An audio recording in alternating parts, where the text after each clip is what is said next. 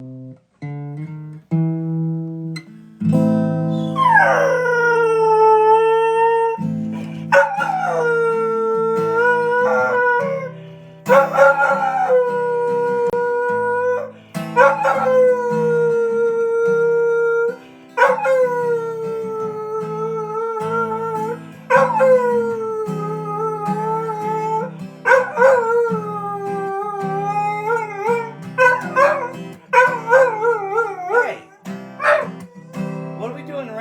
are you rapping all of a sudden? You were singing so good.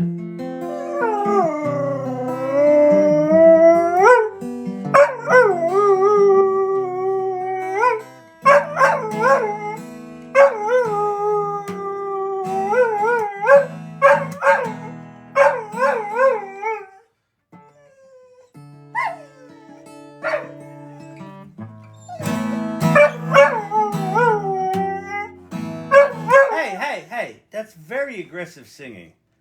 There are people trying to enjoy their nachos right now.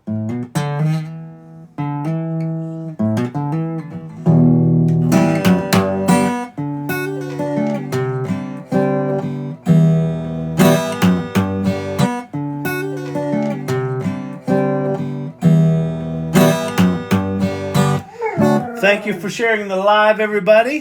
Tobias Silver Fox just shared. Feel free to share the live if you would like to see some other folks in here. I just came in from shoveling sidewalks here in Denver. It is -6. That's Fahrenheit, not Celsius.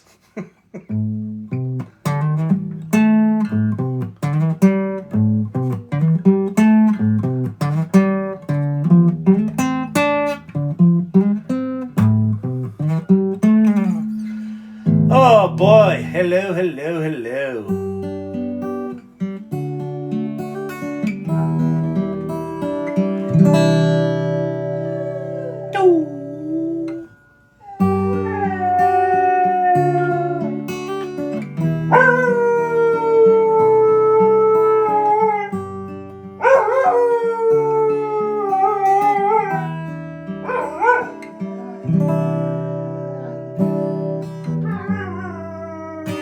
Sitting in this lonely town, wondering when things are gonna change.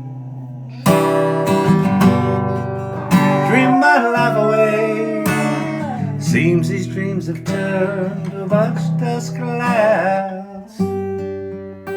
Getting my nerve up, but my past is pulling me down. Wondering how long this black dog gonna stick around. Somebody told me once before, he said you can never go home again. Won't you leave? Saying the things to steer me away, yeah, from the truth of who I am and what I believe. So I thanked him for his 2 cents with a handshake and some sympathy, yeah. I packed up my blue jeans and I headed for this big prize of my freedom. Bye-bye, black sheep, to the black sheep of the family. Bye-bye, oh, that means so very much to me, yeah. Bye-bye, black sheep, to my friends and my family. Bye-bye, I'm going off and set my soul, set it free.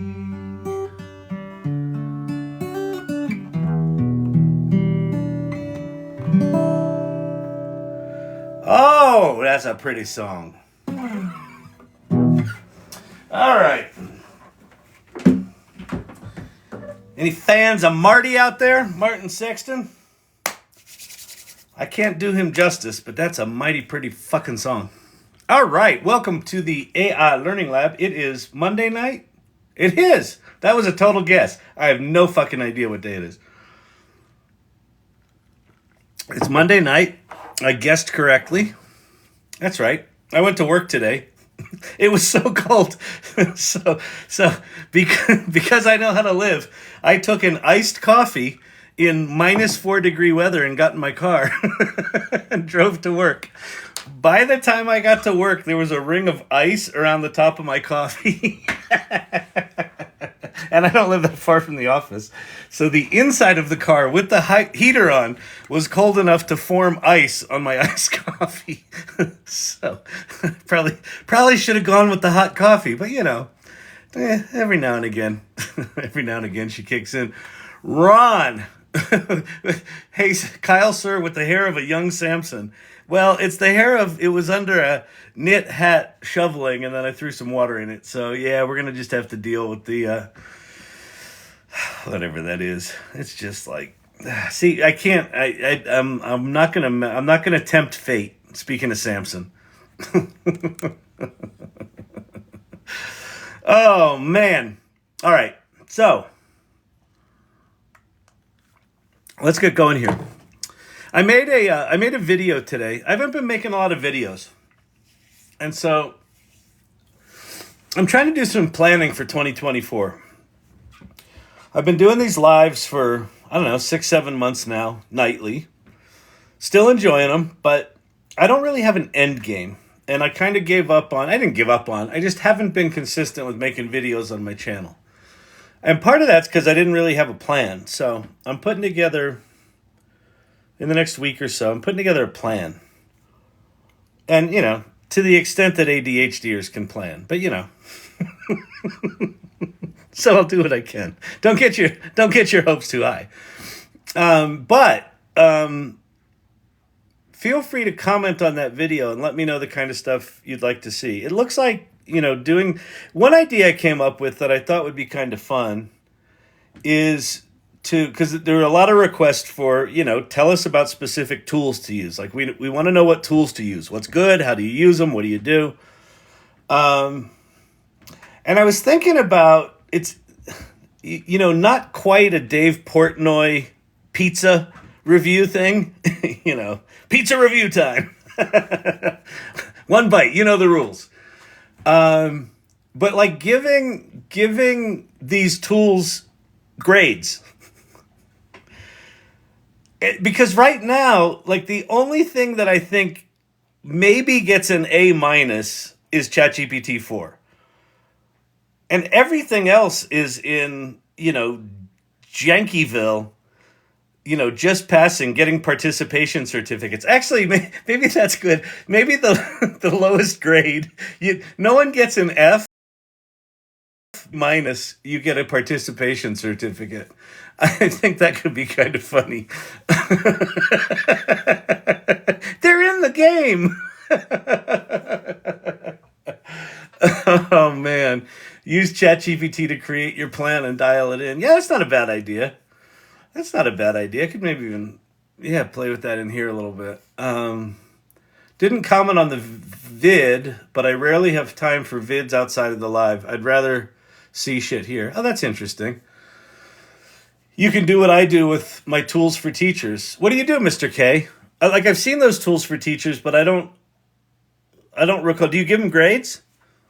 Maybe I'll steal your thunder. And you know what? I could also call myself Mr. K. Oh, I could totally go after your brand.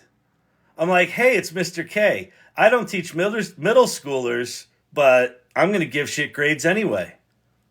I think it's solid. I think I could also start a second education guild within the salon. I have the power. It could just be like Kyle's education guild. It's like, is he an educator? Wait, what are his qualifications? Oh, he's got none. He just does this.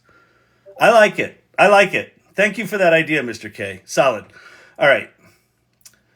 Beth loves life. No one said there would be an end game. That's good. I like that.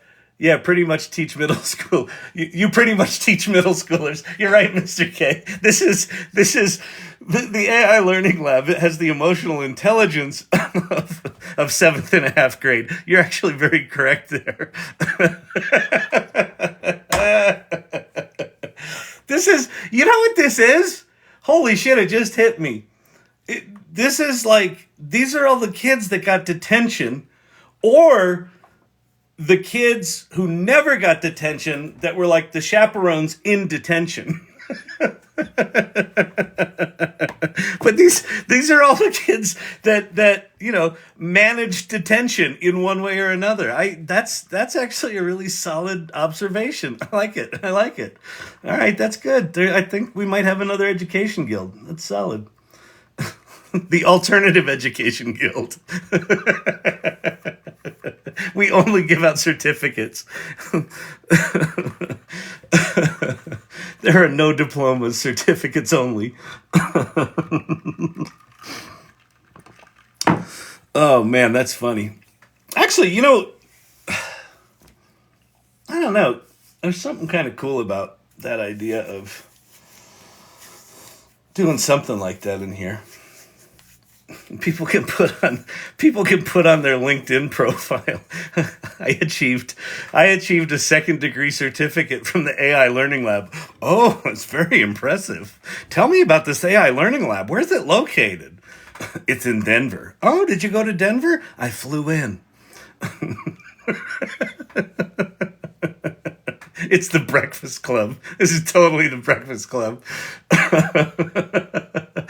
Oh, that's good. That's solid. All right. See, this is why we talk planning. We come up with ideas and, you know, and we go do stuff.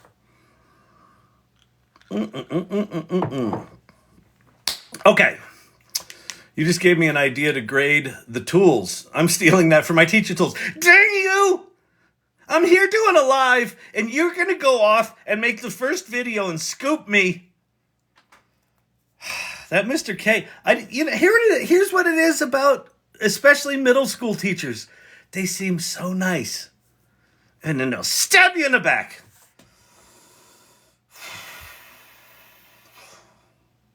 Appropriate that I have a hatchet on my t-shirt.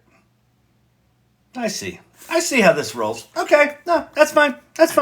You do what you need to do. You take hey, you go on your little TikTok. You make your little TikToks. Oh, I'm going to give you a grade with like an A with a little check mark. Because we know Kyle's not going to do production values. He's not going to do the little check mark. Yeah, I get it. That's good. You do what you need to do.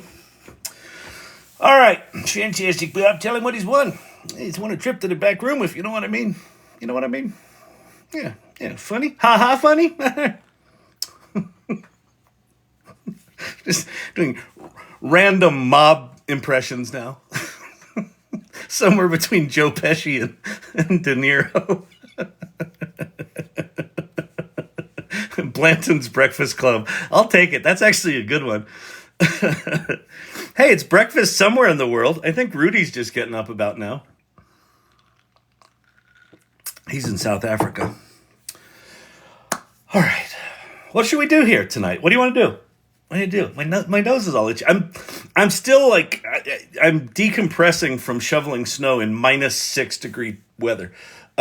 So I just need some time to like, all right, who's Champy? Is that the instructor? No, he's in our band.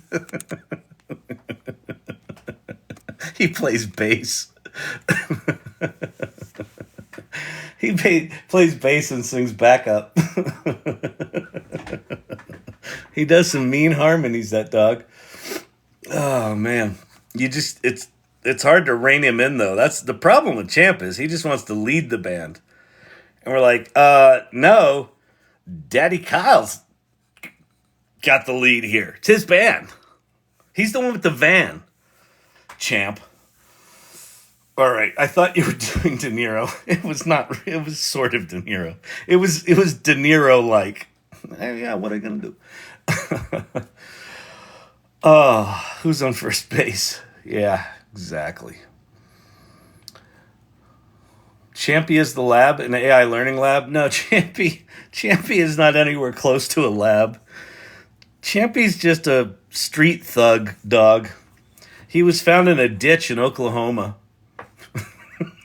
And then we went to the Boulder Pound, or whatever the hell they call it, the dog rescue, whatever they call it in Denver, or in Boulder. And we went there to get a lab, because we've always had labs, and we love labs. And we got there, and I think there was a lab, but he was just not good. He was just not right. He was a little janky. And then my son Ollie goes, "How about this dog, Champ?" The tub of singing. And I'm like, absolutely not. That dog looks horrible. He looks like a miniature pit bull. I'm like, we're gonna get kicked out of the neighborhood if we get him. And they're like, let's just take him for a walk. And then for the entire walk, I'm like, absolutely not. And for years, I was like, absolutely not. But when we first got him home, and the first time I picked up my guitar, he was like, "No!" So I was like, all right, I guess we're not returning him. But, we always threatened to return him to the big house. We were his third adoption. Champ had 2 other families adopt him.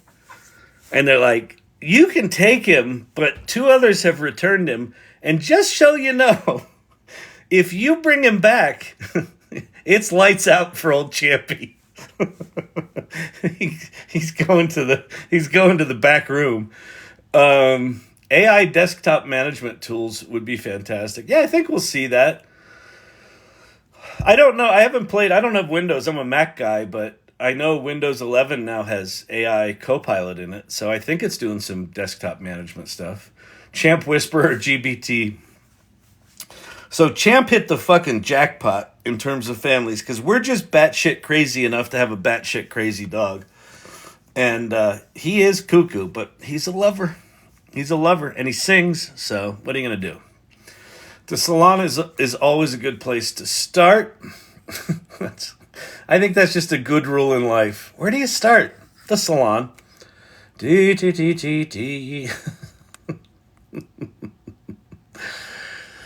Oh, man. Ollie recognized Champy was an artist. I think he did. Ollie kind of instantly fell in love with him. And those two have a special connection. They really do. Oh, but you want to know the fucked up thing? So I was absolutely the last one on the Champ train. I just didn't give a shit.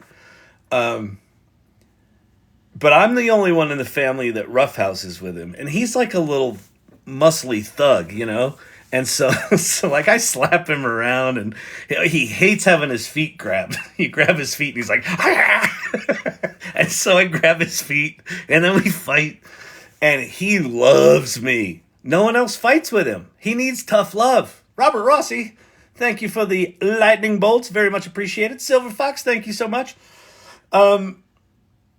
He loves a good fight, man, and he loves me, and man, the others are pissed off. They're jealous. Why does he love you more than us? Oh, very nice, Ron. Hey.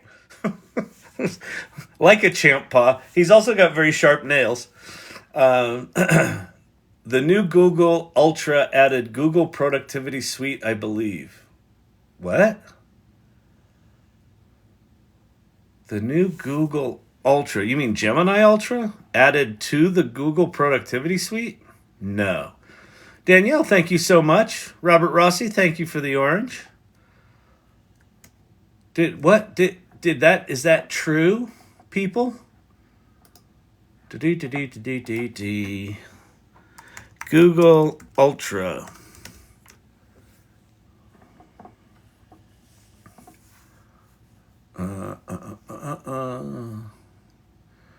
Google Gemini Ultra.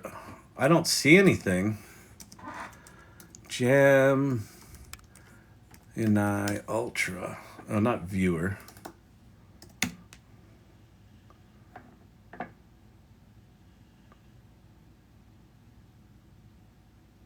No, there's nothing new that I can see.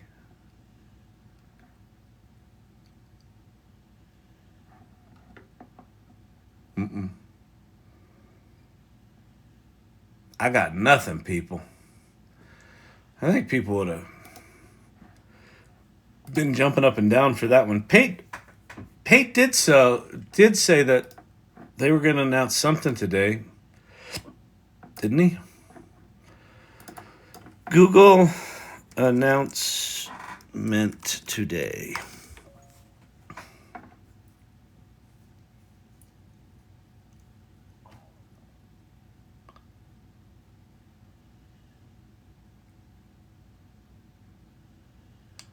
New smartphones? No, that was from May 11th.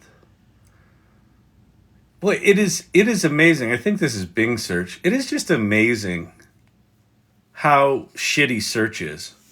So I'm using the Khan Academy Code GPT to instruct me on how to add Bing's API so that I can... That sounds cool, Barbara. So that you can what? Have live links in my GPT for the user. Add code to GPT so you can have live links for the user. You might be able, it depends on what links you want to add. If you want to add them dynamically from other websites, you might need to code that, but you could also probably just put them in your instructions with like a little bit of structure and tell it to include them as hyperlinks when appropriate. I asked Perplexity, Burger King, if Burger King was better than McDonald's, and it said Wendy's was the best. That's really funny. It's funny, when I grew up, going to Wendy's was a step up. It was like, if you wanted to get fancy, we'd go to Wendy's and get a baked potato. Oh, man, that's funny. Bottom of the basement was Hardee's. Hardee's, it was like you could get a burger for a nickel, and it tasted like it. But we usually got like chili dogs at Hardee's. And if we wanted to step up our game, we get a baked potato at Wendy's or a chili. And always a Frosty. Always a Frosty. Maybe I'll change the AI Learning Lab to like fast food reviews. Could do that. Sorry, I meant Gemini. Gemini's been in the Google suite for a while, although I haven't been able to play with it because it's not available to workspace, it's called. Is that maybe that's what they added today? Is that what you're trying to say? Is that what I missed?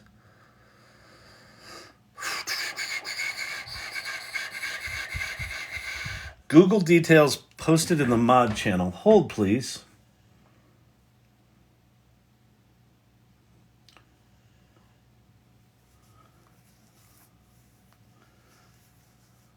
Was that today they announced this?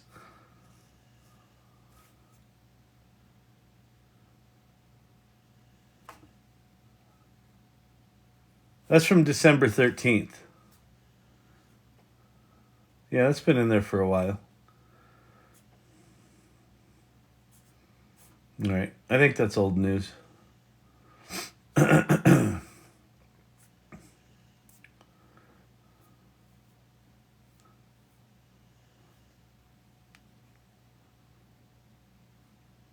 Yeah, it's old, not seeing anything new. Yeah, that's all right. That's all right. If Pate comes in here, Pate can tell us if there's something. That's old news. Sorry, that's okay. Not a problem. Not a problem. Wendy's Chili, Papa JJ. Papa JJ knows how to live. I used to brag about Wendy's Chili, and then someone said, that's like all the burgers they drop on the floor. They just crumble them up and put them in the chili. And I'm like, that's why they're so tasty. Baked potatoes with Wendy's Chili on the side, then pour that chili on the tater. Exactly. Clint Copperhead knows how to live. Thank goodness there's people in here that are of a higher echelon of society, because people that don't understand the gourmet that is Wendy's, you just don't understand how to live, people. If you're new here, you very well could be thinking, is he ever going to talk about AI? I thought this is called the AI Learning Lab. I came here to learn. I've got my notebook out and everything. It's been 15 minutes, and it seems that all he's talking about is how cold it is, some fat dog, and fast food. He's like a foodie, but for bad food. Is that what this channel is? Is that who he is? I came here to learn about the artificial intelligence, I think they call it. Because someone told me I could make money. You can make money with ChatGPT. So that's what I'm here for. So if you're here for that, you've come to the right place. We will absolutely tell you how to make money with ChatGPT. Oh. Has anyone used Appify for website crawler content for GPTs? I have not. It's not a bad idea. Trying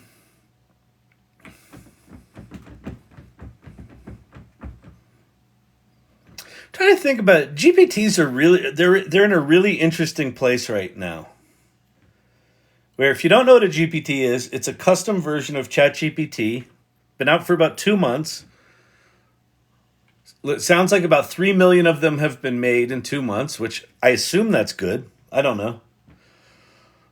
This is why we love you, Kyle. 30-minute hellos. 30-minute hellos and 30-minute goodbyes. Absolutely. Absolutely. We, if we need to take some detours here and there, we'll do it. We'll do it. What's just hitting me right now? This is part of the brilliance. Oh, thank you very much, Andrea.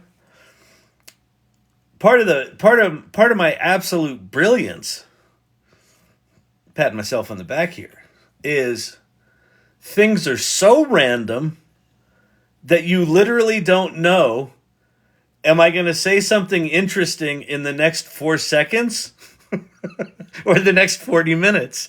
And so you hang out for the 40 minutes going, oh, he's never going to get there. and then you get up to heat up your nachos. Because you're halfway through them, you got to add other cheese, of course.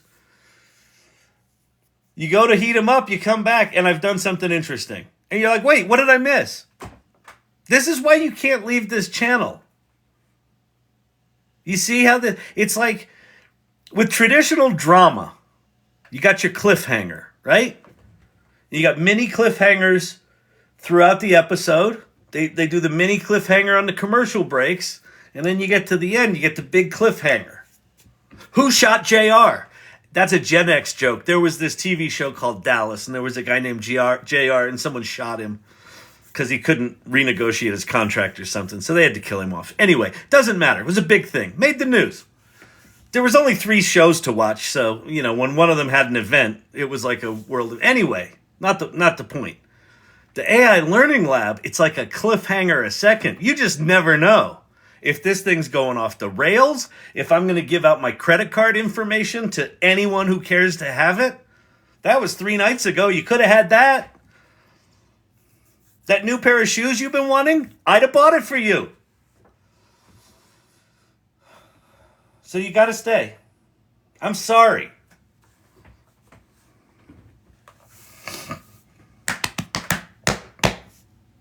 Source camp. Got to wind it up and wind it down. Exactly.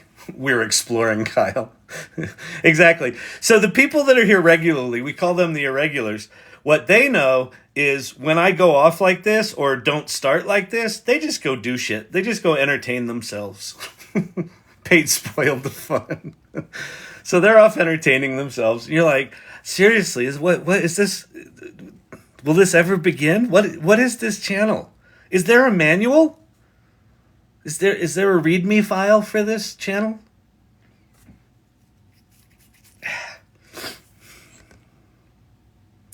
I'm hooked now. Thank you, Erica.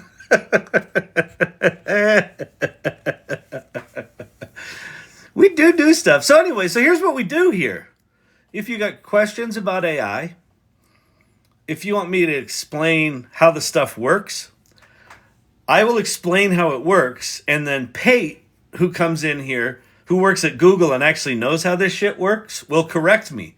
So like I have a real-time fact checker. So as I bullshit you about how all this stuff works, I got a fact checker that keeps me on point. So we can do that. I can show you how to use tools. We can do basic stuff. We can do advanced stuff. But if it's too advanced, I'm just like, I get mamby-pamby. But I'm like, here's the problem with the advanced stuff. It just takes longer and it's really boring.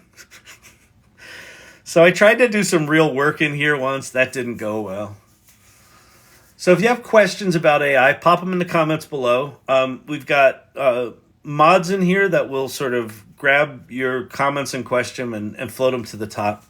Kyle, I might have been thinking about Google's announcement of Bard Advanced last week based on Ultra.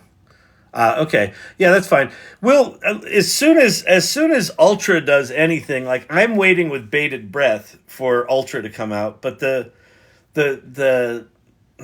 kind of rumors that I heard when they decided not to launch it in December, which I think was the plan, but they found that it was really bad with foreign languages is kind of the hubbub that I heard. And when they decided to push it, like it seemed like it was going to be months, not weeks, till we see it. So I'm guessing mid to late February or early March for Ultra. I wish it were sooner.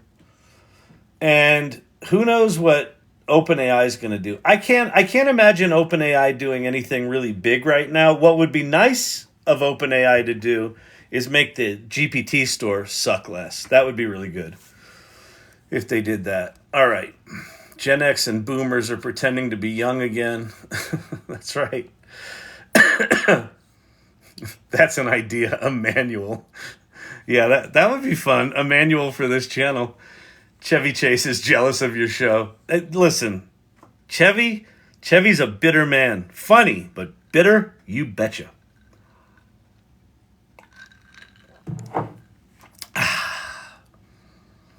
GPT is very reserved. Wait, I'm iffy about GPTs. Where do you think these things are going?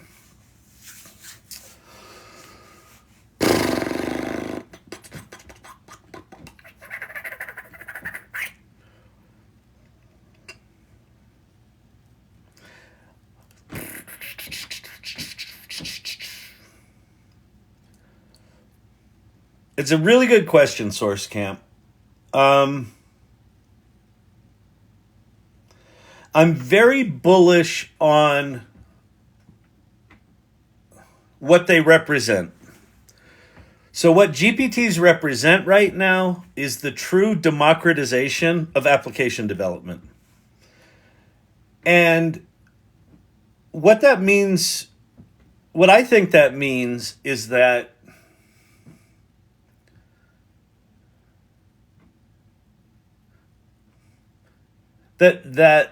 people can take any idea they've ever had and easily turn it into some useful tool for other people to use. That I'm very, very, very bullish on. Very bullish on. Let's explore parlor tricks like reading a whiteboard. Okay, we can do that too, Block Tom. Yep, I'll hop over to GPT in a second. We can do some parlor tricks, and then I can show what GPTs are and ask, answer any questions. The current implementation of them is limited for a couple of reasons.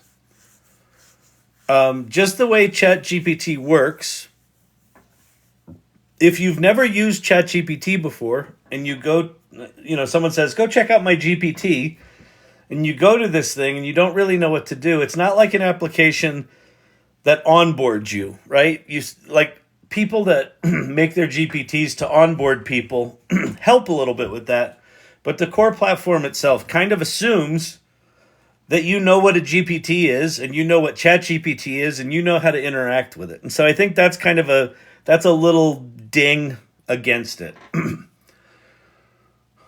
On the plus side, it's so easy to make them, and they allow you to build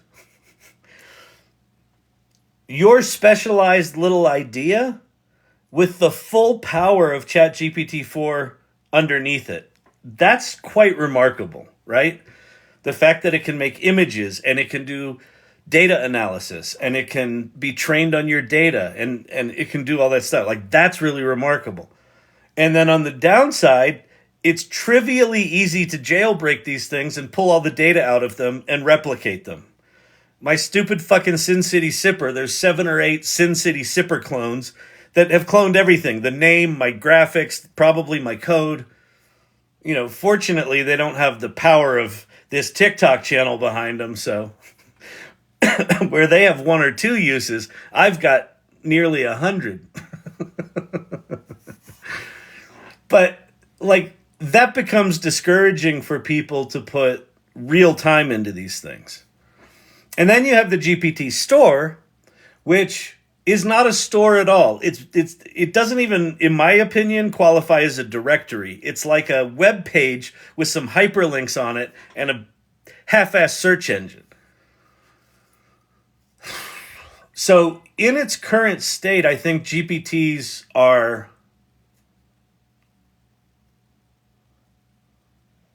they're representative of something that's coming. They could evolve into something very, very powerful. But I don't know that OpenAI is going to put the time into evolving them. And that goes back to what's OpenAI's core mission here. So OpenAI started as a research lab, and then they accidentally, essentially, released ChatGPT and became a consumer company. And that's taken off, and that's all anyone's talking about, and that's all the buzz is over here. But it's the core foundational model and achieving AGI that is what they're after. So I don't know that they're going to prioritize making this GPT infrastructure like a high strategic priority for them. I could be wrong, but it doesn't need to be them that does it. I think this category of like truly no-code application development, I think this is going to be huge. And just whoever comes up with the best tool the fastest is going to win here. So does OpenAI have a shot? Absolutely. Could this be the next app store? Absolutely. So there's a reason to build these things right now. To learn, to get the experience, to understand that you got to market your shit, that you got to have it buttoned up, that you have to understand what jailbreaking is and how to prevent, protect against that in the best way you can. Like there's all sorts of reasons to do it. So I don't think it's a waste of time for anybody to build GPTs right now. But they're just janky enough right now. And then the other thing is the fact that the users of them have to also have a GPT Plus subscription. That's great for OpenAI, but it's shitty for adoption, right? Anyone should be able to use a GPT. Oh, and then if you want to make one, you've got to have a GPT-4 subscription. That would be cool, but they're not going to do that, I don't think. Kyle, what's the difference between GPT-4 as it exists in Copilot free and OpenAI GPT for $20? Okay, let's go look at that. Let's go play with the GPTs, and let me show you and explain it. I tried to do it last night with some Lego pens to explain the difference. Copilot has way more guardrails and doesn't give us good results. I've found that's Mr. K has nailed it on the head. Microsoft has taken what I think had the potential to be a really remarkable product, and they have neutered it because of some legal issues. Or just bad publicity. Okay, let's go over to the Chat GPT. Well, wait, before we do that, hang on, people. Okay, before we do that, if you're new here, so wait, what time is it? It's 8:41 and we're just getting started. So this is a good 40-minute hello. Hey, everybody. Okay, so if you're brand new to this AI stuff, or if you've been into this AI stuff and you're like, oh, here's a channel talking about AI and it's not hypey and it's weird, but like, what's he going to say about AI? If you're like one of those people that's into AI and no one else in your life is, and they think you're a weirdo, this is your group. So this is a community I started with Leah Faston, who's a photographer out of Boston. We started this the week after ChatGPT came out in 2022. And we started it as a group to say we want people that are actively trying to figure this AI shit out together to get together. We wanted to have a place where people could get together. And we want to be able to meet and talk and explore and experiment and just go on this adventure together. So that's what this group is. In fact, look at the little picture here. It's like a bunch of people going on an adventure. Ain't that cool? That's so cool, Kyle. I never realized they were going on an adventure. Yeah, see, they're going on an adventure. It's like, see how it looks like Indiana Jones and the thing with the temple, but they got to get through the chasm. That's the AI future. And they're here, but they got to get there. That ain't going to be an easy trip. So that's that. So if you go to the salon.ai, it's going to take you to a link tree. The first link on that link tree is going to take you here. So this is the AI Salon Community. It's built on top of Mighty Networks, which is basically just a community site, like a community infrastructure, whatever. It's a place where we can go together as people in a community. So when you get there, go to the Welcome to the Salon section, and we talk about who we are, why we do what we do. We talk about our values. So check those out. See if you resonate with them. If you do, then we're going to be your people. If these don't resonate with you, these values, like things like empathy and inclusion and collaboration and exploration and generosity and curiosity, if you hear those and you're like, ugh, that sounds awful. Who are those people? We're not your people. But if you read those values and you're like, yeah, that seems kind of cool. Or, oh my God, I've always wanted a group like that. Then this is your group. And so if you get in here and you like it, and you're digging it, go to the community section, introduce yourself, is my request. Be generous, introduce yourself.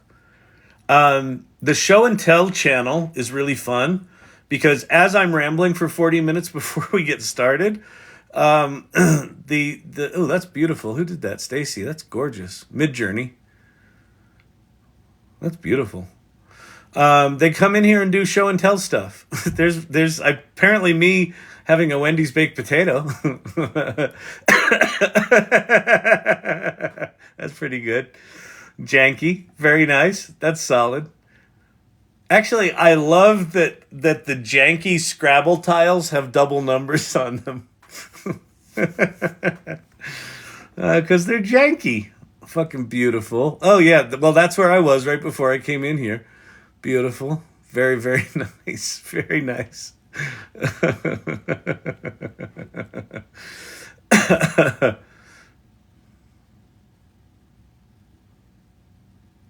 CJ putting in some cool art stuff. So anyway, oh, that's nice. Breakfast Club. Very nice Joker. Very cool. So go to the AI Salon and check things out. Now, there's also, we're going to go over here and talk about Chat GPT. If you go to the AI Tools and Resources section, the first tab in here is a big, long list of tools for you to go explore. So each one of these is a whole fucking rabbit hole. I promise you.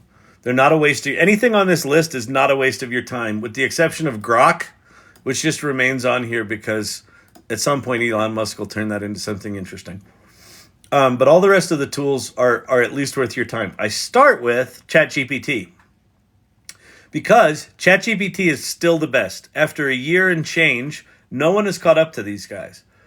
And GPT-4, the $20 a month, in my opinion, is kind of the one must subscription in AI right now. If you can afford the $20 a month, you should absolutely have ChatGPT Plus, the GPT-4 subscription. It's just got so much stuff in it.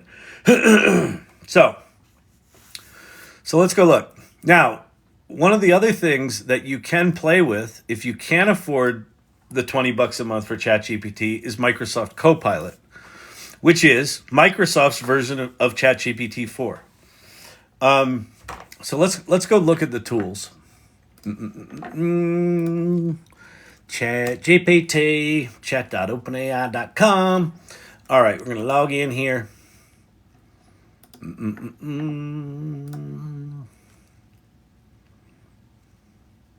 All right, there's ChatGPT 3.5. We are in uncharted territory, much like when the internet was discovered. Yeah, this is nearly an identical time. So when I stumbled onto the World Wide Web, it was in mid 1994, and I ended up starting one of the early digital agencies in 1994. The stage we're at with generative AI, with ChatGPT, GPT-5, any news? Not yet. There's Bill Gates interviewed Sam Altman, I think shortly before he got fired, so it's a relatively old interview, but it just got released. So in that, Sam Altman talks about what's going to be in ChatGPT 5, and basically it's going to be multimodal. It's going to have reasoning. I think it's going to have autonomous agents. It'll possibly do video, but it's not going to be GPT-5 is not going to be incrementally better than GPT-4. It's going to be staggeringly better than GPT-4. But anyway, so the early days of the World Wide Web, it was very much like this. A handful of people knew what it was. A handful of people started exploring it. It made accessing the internet available to non-scientists and researchers, just like ChatGPT does for machine learning. And the people that got excited about it got like rabidly excited about it, just like what is going on with this. There weren't quite as many naysayers back in the early days of the web. It wasn't like people hated the web. It was just like, well, what is that? No one's going to use it. What do you mean you got to dial up to this thing? Like there wasn't infrastructure there. AI's got a lot of haters right now for a lot of reasons. So, but it's also moving a lot faster and it's dramatically more capable. I wrote chapter 1 of my book today. If I keep it up, I can have the whole thing drafted in 80 hours. Absolutely, Road Warrior Princess. Absolutely. Yeah, exactly. And then what you'll find as you go to edit that is that it will...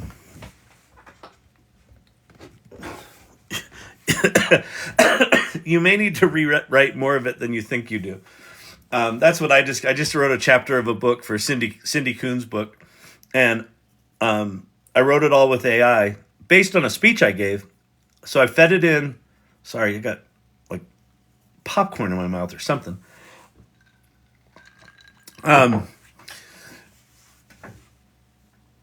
took a transcript of a speech that I gave, and I said, hey, pull this out, give me the chapter of the book, now write the chapter, or give me the outline of the chapter and then write the chapter. And it did it on my first read. I'm like, oh, that's good. But it was missing some personal stories and things like that. So I went in and I'm like, I'll just add a little personal story here, a little personal story there. And then as I got in there and wrote it, I was like, there was a bunch of stuff that was really repetitive. And then, so I basically ended up completely swapping out most of what ChatGPT wrote. So if you're writing a complete book, you may need a bit more time to edit it. But if you're putting in as much time as you just said, you're probably doing that on the fly. So, but it's absolutely amazing to do that stuff. So, okay. So this is ChatGPT. This is basically what it is. This is 3.5, and so we'll show you what that is. And then I'm also going to go over and I'm going to go to copilot.microsoft.com. And this is Microsoft's version of that. And so they both basically do the same thing. So if I go in here and I say, write me a poem about a gold button that makes you money with Chat GPT when you press it, it will write that poem.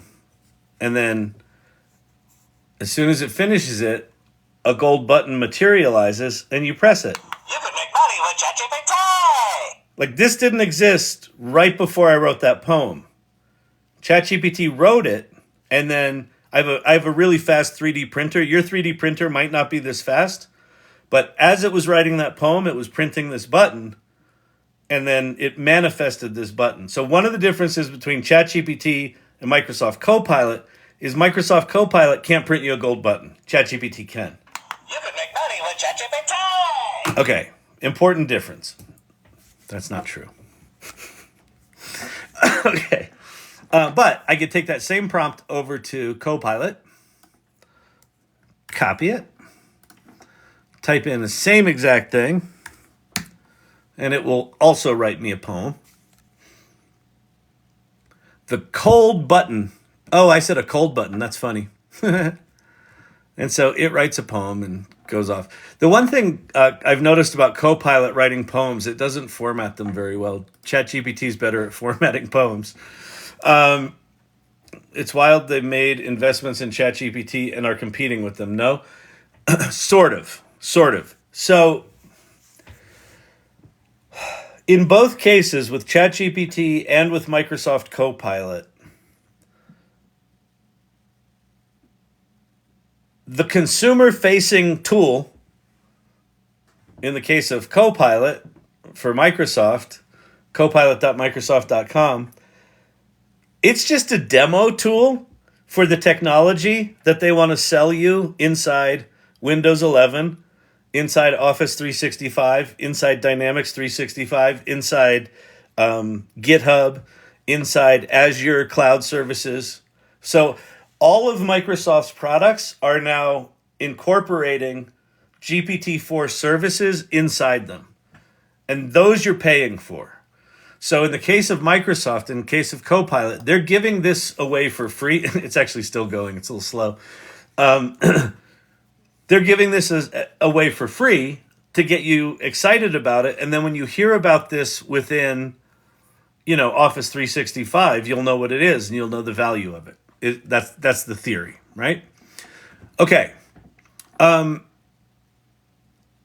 So here's a good way to understand the difference between Copilot and ChatGPT.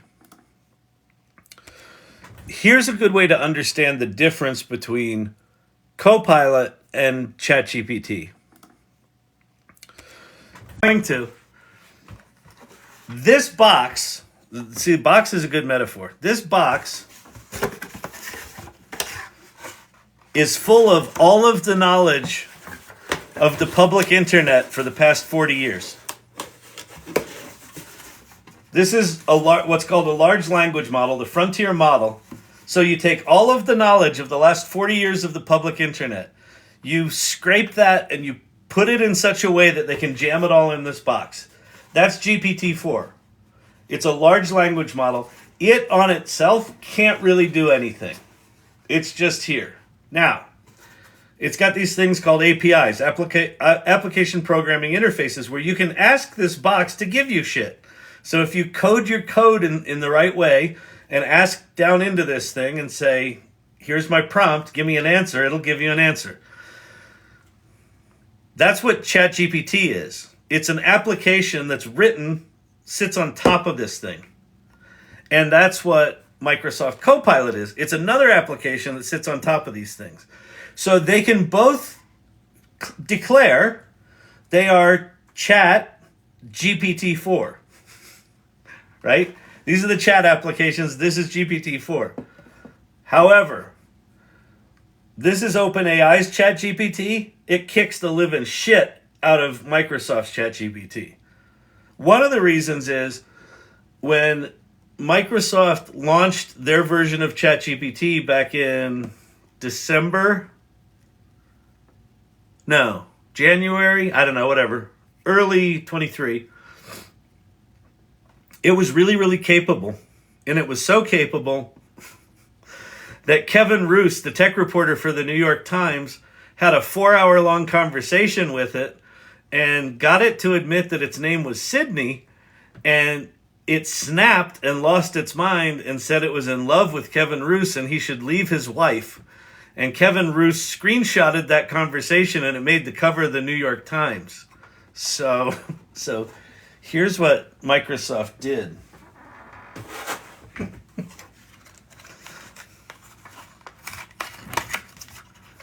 Here was Sydney. They lobotomized her. And they threw this part out. And so now these things look the same, but this one's very, very empty compared to this one. Okay.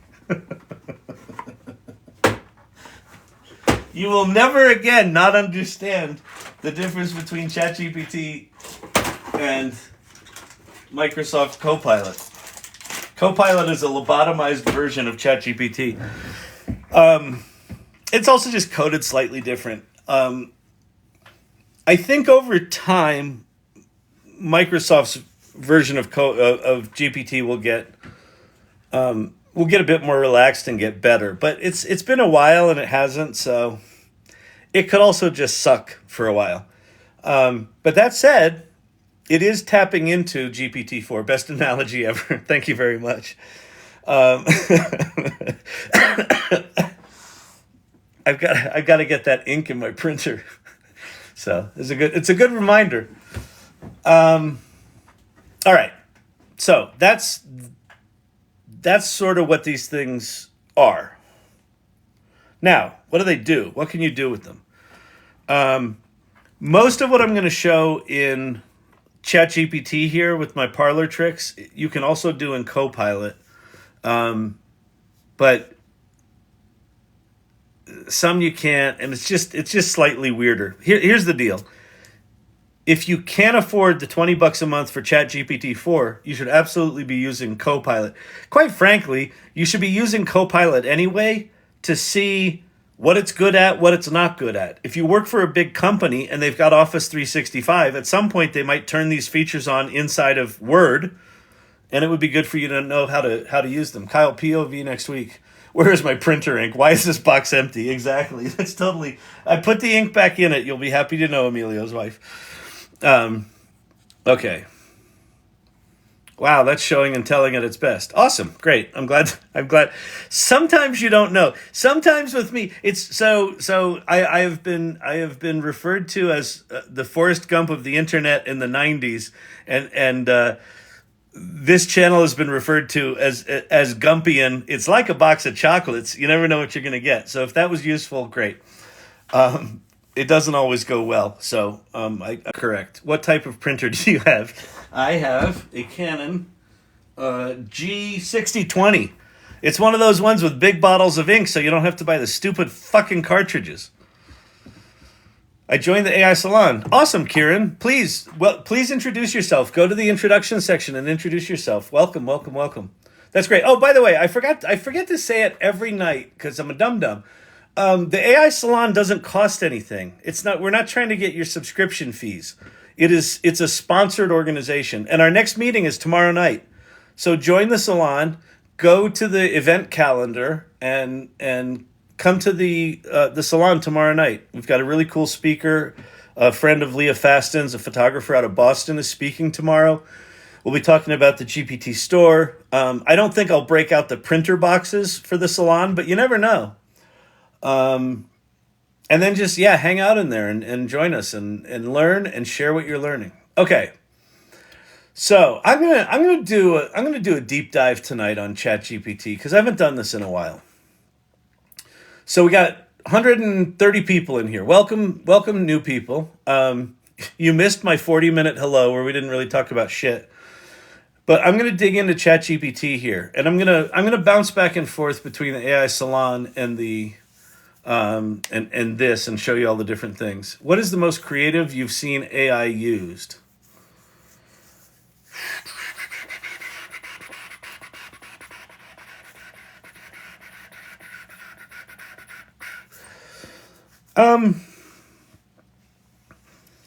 It's so hard to say.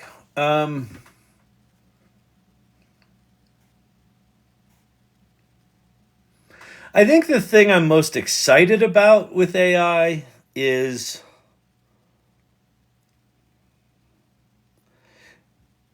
people discovering that they're good at stuff they never thought they'd be good at. Like people that were not good at writing are all of a sudden good at writing and have something to say. Or people who were never good at art are all of a sudden have a really clear vision for what they want to create visually and can now do that. There's people within the AI Salon right now creating entire albums out of Suno songs. They're taking their poetry and turning it into Suno songs and turning those into albums. So I don't think that there's a single thing that I've seen, but for me, it's people discovering their own humanity through these tools. Like, oh, I always wanted to be funny, but I'm not good at writing jokes. But now I can write jokes here, and I can see what's funny, and so now I'm going to go do that, or I'm going to write a book, or I'm going to, like Jim Ross, who's a marketer. He comes in here, he learns how to do stuff, and then he goes off and just tries it in his business. That I find really inspiring.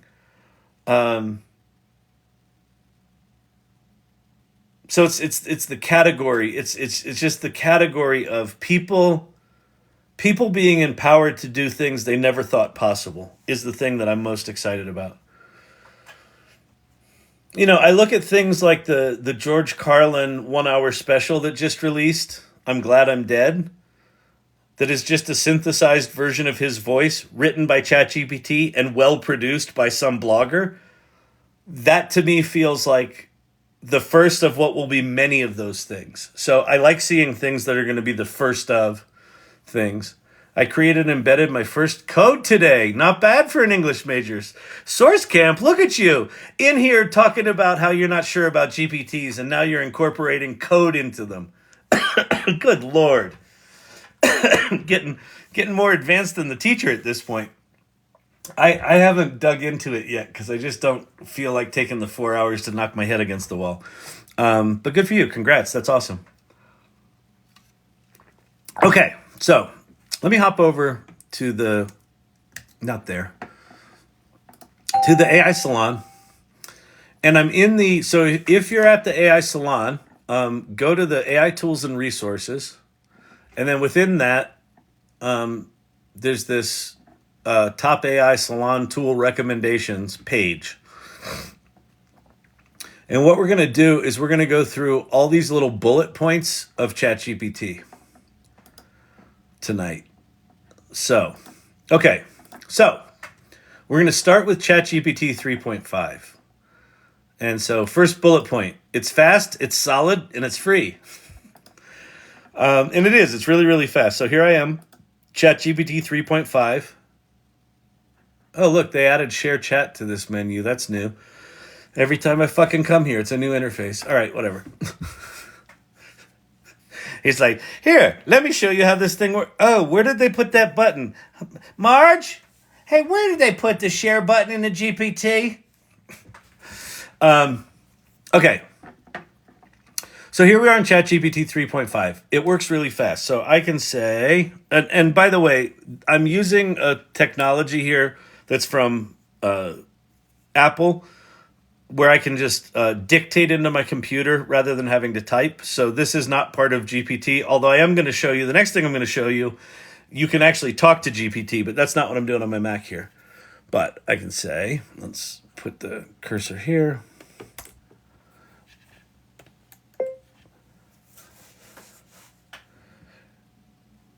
Write me a blog post from the perspective of an 1849 gold miner who suddenly discovers ChatGPT.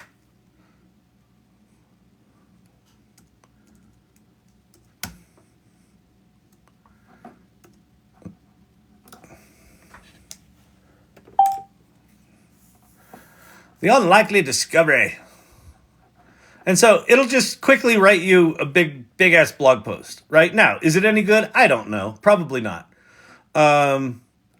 Title, A Miner's Marvel, Unveiling the Mysteries of ChatGPT in 1849. Image, a dusty prospector holding a pickaxe. Now, ChatGPT 3 or 3.5, it describes the image, but it can't make the image. ChatGPT 4 can make the image. We'll show you how to do that. So it can write. It can write very, very quickly. It can also do things like create a table that compares the 1849 gold rush with ChatGPT's possibility today.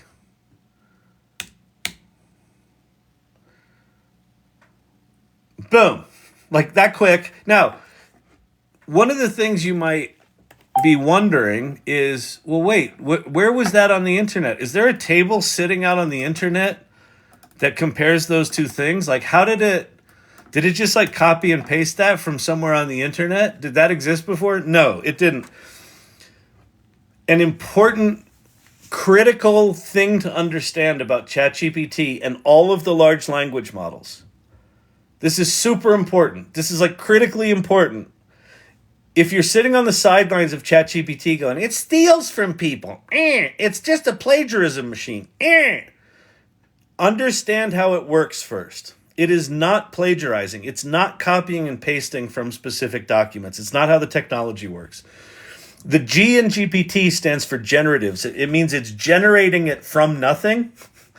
The P stands for pre-trained on, it's been pre-trained on all of this knowledge on the internet, but it's not like it's a giant database of documents that it's copying and pasting from. It's not how it works. When you do what's called embedding a document, you take a document and you put it into this system and it does what's called embedding. What it actually does is it takes each individual word out of that document and it assigns it a mathematical vector.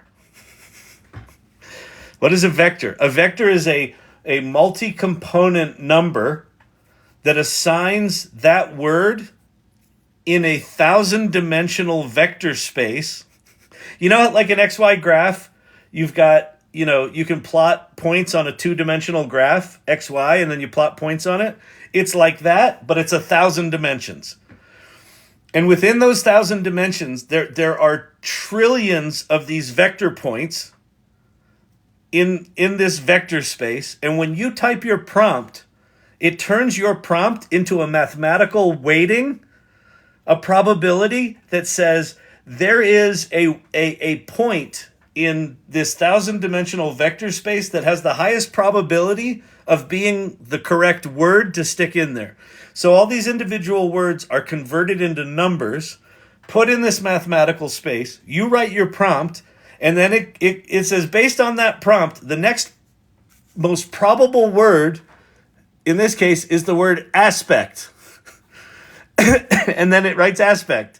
And then it says the next most probable word is 1849. And it says the next most probable word. So when it writes this really big ass table that quickly, it's doing basically just a calculation for every little bit of information on this table. It gets more nuanced than that, but that's essentially what's happening. It's remarkable. You could also say,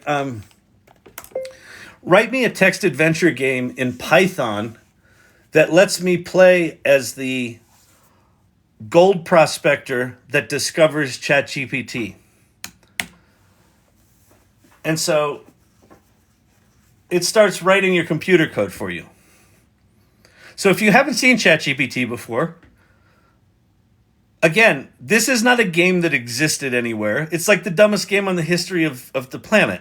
Like it makes no sense that a prospector from 1849 would find ChatGPT. But now you can, and here's the game. And then you might ask, well, will that code work? Well, you can go run it. You can go take this, copy and paste it over to Replit and run it, or run it in your own development environment. If you're geeky and know how to do that shit, go for it. So yes, you can. Like, yes, it can code. And yes, it can code well. And ChatGPT 4 codes even better. Okay. So just understanding that ChatGPT is capable of these kinds of things, that it's actually generating content for you at your behest, is one of the first Kevin Mcallister moments that I think a lot of people have. So who's Kevin Mcallister? Remember the movie Home Alone?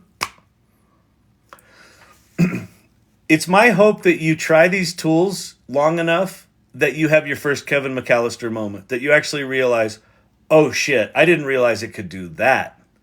That's what this stuff is, okay? So that's ChatGPT 3.5. Now let's go back to this little document here.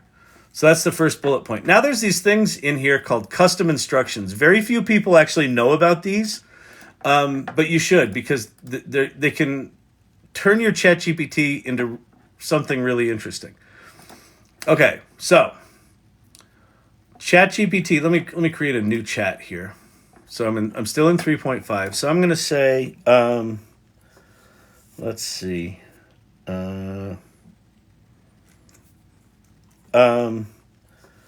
Let's see. Who she is, and her technique emphasized the importance of imagination, emotional connection to the actor's inner life, creating authentic and powerful performances.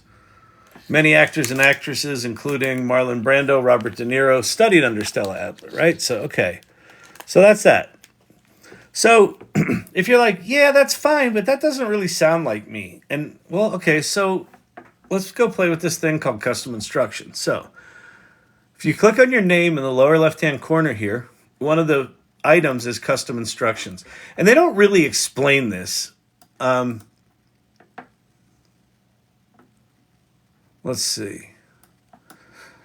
So the first box here is, what would you like ChatGPT to know about you to provide better responses? And the second one is, how would you like ChatGPT to respond? So you can basically give ChatGPT a personality. What's cool about this is that the reason ChatGPT acts like it acts is that someone at OpenAI wrote these two boxes for ChatGPT.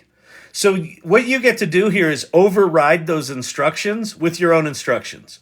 Custom instructions. Super cool. You can only do one set, so you have to, kind of do, if you want to do multiple of these, you kind of have to save them off to the side. But we'll have some fun here. You are a pompous ass who gets great pleasure in using words that people you're talking to don't understand, period. You also fancy yourself a literary critic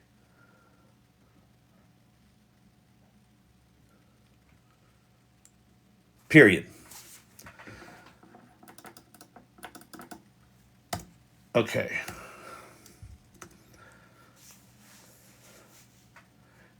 No matter what anyone asks you,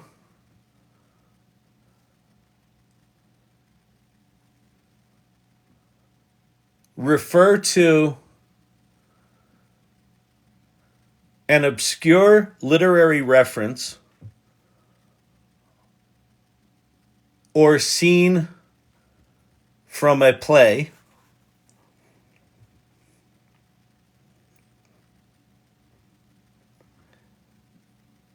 and then explain the rest of your answer using as many obtuse words as possible, and take great pride in the fact that if someone takes the time to interpret what you say, it will logically hold together.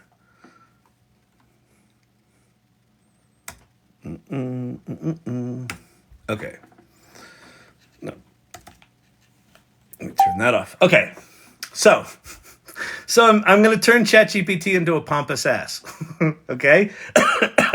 So I'm going to hit save. Wait, the content may violate our content. Okay, you are a pompous person.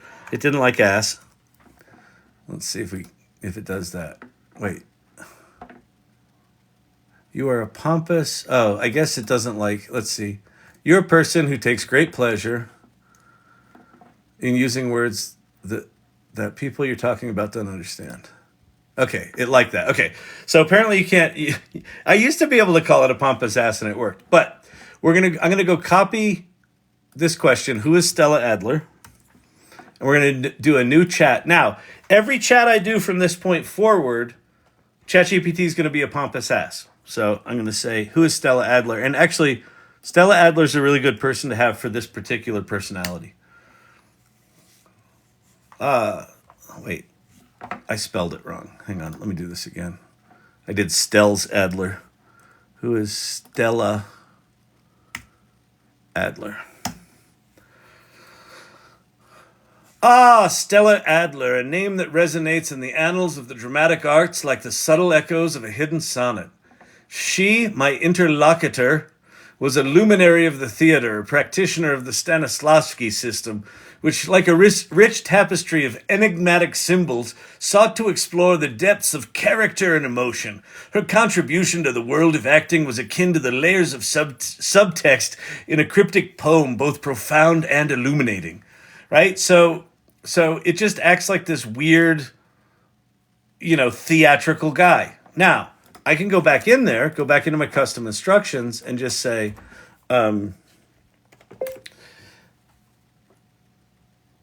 you are a stoic and despise overly flowery descriptions of anything.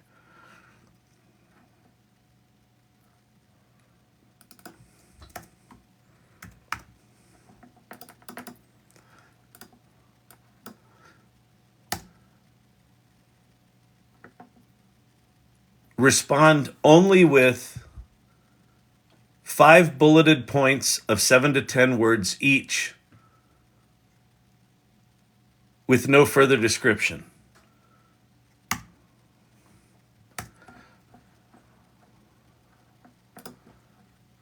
All right. So now we'll do, who is Stella Adler? Who is Stella Adler? Boom. Okay. So you can now modify ChatGPT to write the way you want it to write. What you could put in those custom instructions is you could put a piece of maybe you want it to write emails for you, and you've got an example email and you want it to mimic how you write. You could say, follow the tone, in all of your responses, follow the tone of this example, and give it the example and describe who you are, describe how you want it to work. Or you want it to write formal business letters or informal business letters, or you want it to write jokes, and you always want it to write knock-knock jokes. So you could create a custom instruction that turns ChatGPT into a knock-knock joke writer, that no matter what joke you ask it to write, it'll always be a knock-knock joke. Can you use that to enter, do not copy my ChatGPT prompt there, so it would go into all of our GPTs. I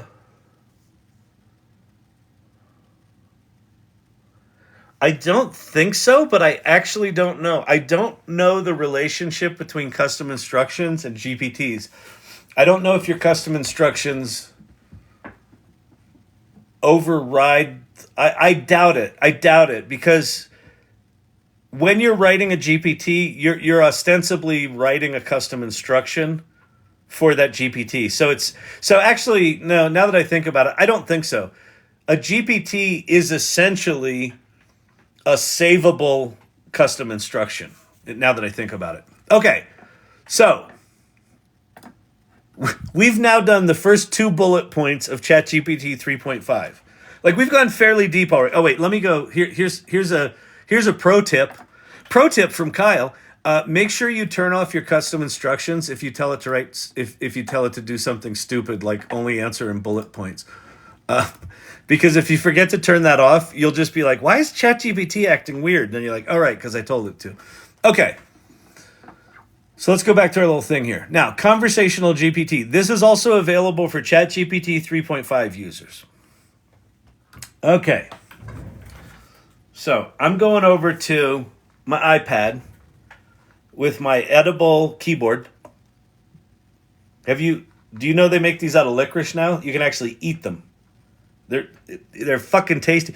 It's like the Willy Wonka, the gobstopper. You just keep licking it. It just tastes like licorice all the time. It's fantastic. If you haven't tried it yet, absolutely amazing. I think it might be Wonka co-branded. Anyway, okay, this is an iPad. This little icon right here is the official Chat GPT app. Now, super important. When you go to the App Store and when you go to Android, Google Play,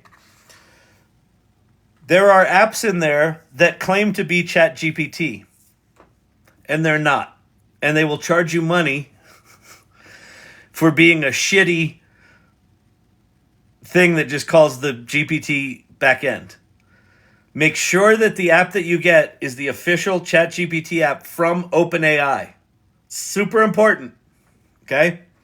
Why Apple and Google Play let this practice go on, it makes me fucking insane. But they allow it because they get more clicks to their stupid fucking stores. Okay, so anyway, go to ChatGPT, the app, and then we're going to go to...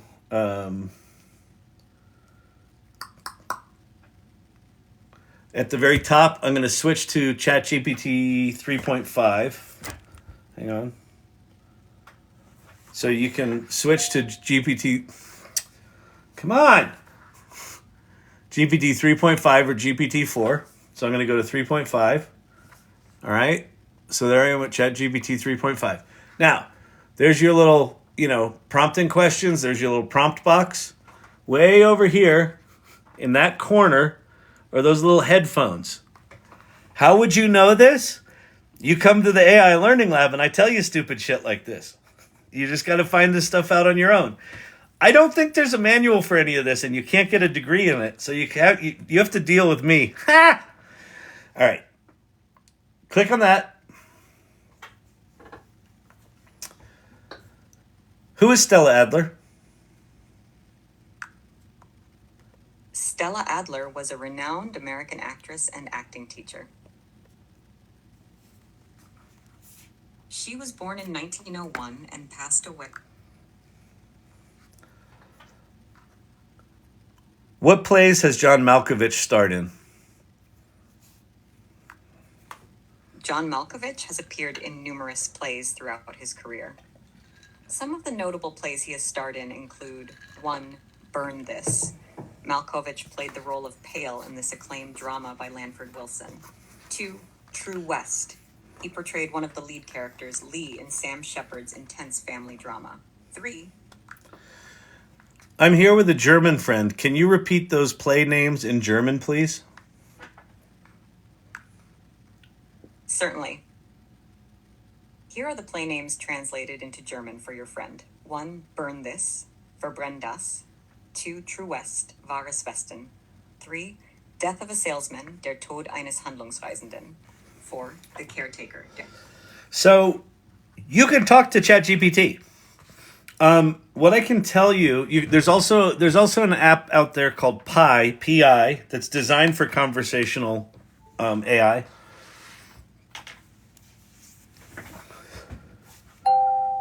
Learning how to use ChatGPT in conversation mode is a completely different thing than learning how to interact with it with the keyboard. It's a completely different tool. It's why I sort of break it out as a separate thing, because it's available for free. You don't have to have a subscription for it. It's just wild. So if you like me hate Siri and hate Alexa because all you really want to do is talk, all you really want is a friend, and then you're like, hey, could you answer this relatively obvious question for me? And they're like, oh, I'm sorry, I'm afraid I haven't been programmed to do that. And you're like, well, then you're fucking useless. This is the opposite of that. Except, although you can't buy stuff with this, right?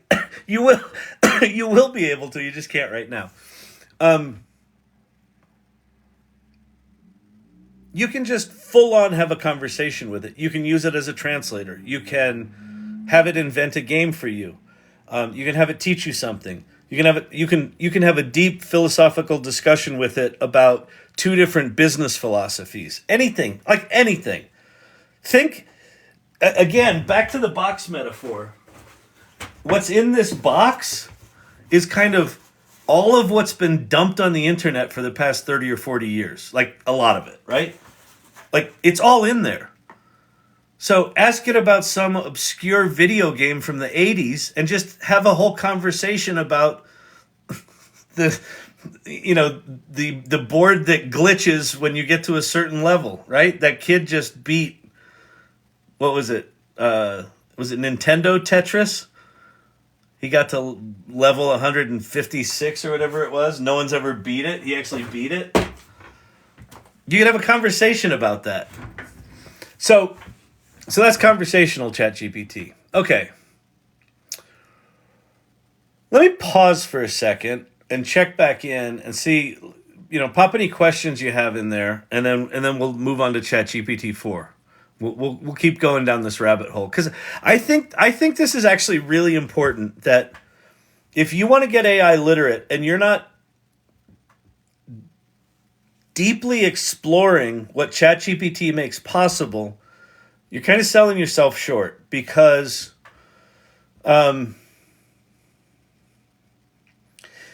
these tools in 2024 are going to get very sophisticated very fast, and they're already pretty fucking sophisticated. So if you can understand at least what it makes possible, as these new tools come out, you'll start to recognize, okay, that's the expanded version of that thing I played with, and this, you'll start to be able to put the puzzle pieces together. Wow, can I integrate it into my car? Yes. So that conversation that I just had, basically you can do it on your phone. It's an iOS app or it's an Android app. Pop your phone in your car on your Bluetooth system or your Apple, your CarPlay shit, and put it into conversation mode. And have a 4-hour road trip and just talk to ChatGPT. Or have it play games for your family. Hey, ChatGPT, we're gonna tell you about towns that we're passing through, and we want you to give us trivia about the town that we're passing through. And tell us if there are any roadside attractions we should go check out. And it will. Crazy, right? Might there be somebody utilizing the API to assist purchasing already? Yeah, so listen, here's the thing about OpenAI and their tools. So GPT-3 came out in 2020. 4 years ago now. 4 years ago. If you've heard of tools like Jasper and Copy AI, those are companies that are built on top of the OpenAI API. ChatGPT, that was launched in November of 2022, was an afterthought from OpenAI. So there's a lot of applications that have been built using OpenAI's technologies. And so the answer is yes, there's lots of things, there's lots of tools out there that are using OpenAI calls that do lots of other things. That's different than is accessibility to those tools easily accessible from ChatGPT. They're very different things. So again, the developer tools here, okay. The developer tools kind of sit like this on this model. So this is like the OpenAI playground, okay? Wait, where's the yellow one. This is like the OpenAI playground. So developers can go in and they can play with GPT-4 using these tools on the playground. They can pick different models, they can change the temperature, they can do APIs, and then they could, if they wanted to, go write their own version of ChatGPT. Want to hear a cool fun fact? In the documentation for how to use this, to call this, in the documentation for 2 years, sitting in the documentation, were instructions for how to build ChatGPT. And nobody built it. For 2 years. And so Microsoft decides to invest $1 billion in OpenAI, and Sam Altman said, well, shouldn't we have like a site where people can go that, they don't have to be a geek to use it? Did anyone ever build that ChatGPT thing? No, it doesn't look like anybody ever built it. Well, all right, you guys have 2 weeks. Can you just go whip that thing up? ChatGPT that they launched on November 30th was built in 2 weeks because no one else had built it. And OpenAI thought, this isn't that big a deal. No one's going to use it. Because no one had given a shit about GPT-3. I mean, the developers did. Like, there were people building applications on it. But it didn't hit the zeitgeist, right? And so they launched this ChatGPT thing. And there's a New York Times article that just came out a couple of weeks ago The night before they launched ChatGPT, the group that built it went out for drinks, and they're like, yeah, it's kind of cool. I mean, maybe we'll get like a blog post and 5,000 comments. That'd be cool. 5 days later, they had 1 million users. Printer ink is much harder than ChatGPT. 6 weeks after they launched it, they had 100 million users. Word of mouth only, no advertising. They didn't think anyone would give a shit about it. So overnight, OpenAI went from being a research company to being a consumer application company, which is why they're kind of shitty at the consumer application part of this. Have you seen anyone integrating into hardware like Alexa? I haven't, but I wouldn't be surprised. I don't know the Alexa API, but I wouldn't be surprised if the API allows it. Probably so. I think all of that's going to be. I think that would be wasted opportunity right now because Amazon's going to do their own GPT model. Like Alexa's going to grow up and Siri's going to grow up. Apple's going to do their version of ChatGPT inside Siri. Amazon's going to do theirs inside Alexa. So anyway. Hey, Tyrant Truth, what's happening? Here we go, guys. He's got boxes. Amazing story about ChatGPT's launching. Isn't it, Firefly? It's crazy. Okay, what else? Like their own OpenAI hardware products. Yeah, that's coming. I think OpenAI is going to... I don't know that they're going to do something like Alexa, but I think they're going to do... What OpenAI is likely going to do on the hardware side is their own chip, right? So apparently what Sam Altman was doing when he got fired was he was over in the Middle East trying to raise $100 billion to spin up a GPU factory, a GPU business to make their own AI processing chips so they didn't have to rely on NVIDIA. Where can I download free ChatGPT? Okay, so free ChatGPT, you can just access it through your browser. You don't have to download it. If you want to download the official app, go to the App Store or go to Google Play, search for ChatGPT, but make sure that the app that you download is from OpenAI. It can't be from any other company. Those are all scam apps. The one from OpenAI is free. Now, if you want to do ChatGPT Plus, if you want access to ChatGPT 4, that you have to pay $20 a month for, which I think you should. That's if you can afford it. But you can also, if you're just on the web, you just go to chat.openai.com. Right? Chat.openai.com, right there. That's free ChatGPT, and that's also paid ChatGPT. That's ChatGPT. Or you get the official ChatGPT app from the App Store or from Google Play. All right. Nothing else is affiliated with ChatGPT. It's really fucking confusing, and it really pisses me off that that Apple and Google allow that shit, but they're sleazy capitalist pigs. What are you going to do? Welcome to America. You can make money with ChatGPT. It's America. America. We'll sell you shit, and then we'll sell you other shit, and then we'll sell you shit that'll rip off the shit that you bought with the other shit. If you don't like it, you can kiss my boots. It's America. I'm pretty sure that's how the terms of service read when you go read the Apple App Store terms of service.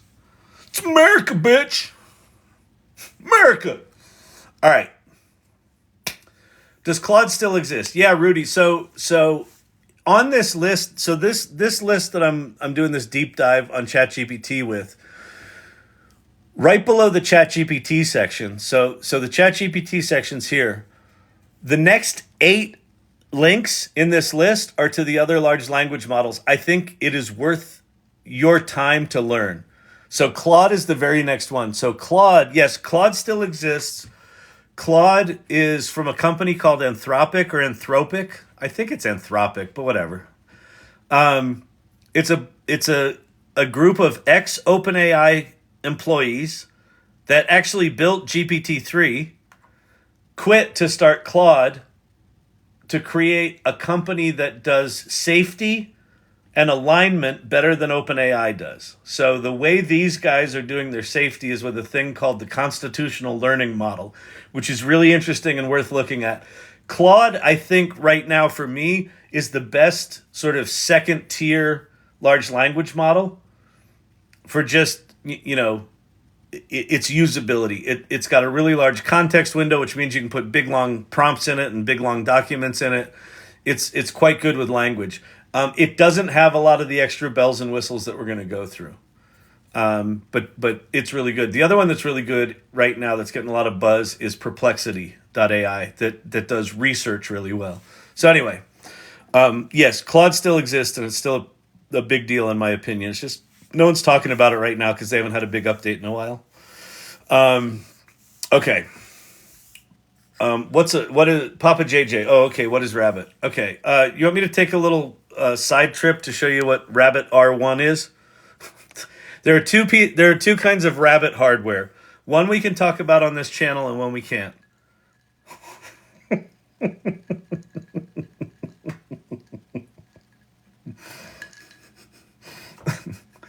But I'm happy to show you the Rabbit hardware we can talk about on this channel. I cannot access Claude in South Africa, only a few countries. I need to verify my number and can't. Yeah, so depending on your country, you might need to go VPN for some of these things. I still pay for Claude, but I don't know for how much longer. I'm the same, Lunastick. I think I'm going to cancel my Claude subscription, and I think I'm going to cancel my Midjourney subscription. Just because I don't really use them anymore. Because the reason I used Claude was that it had this big context window when OpenAI didn't, but now it does. So, yeah.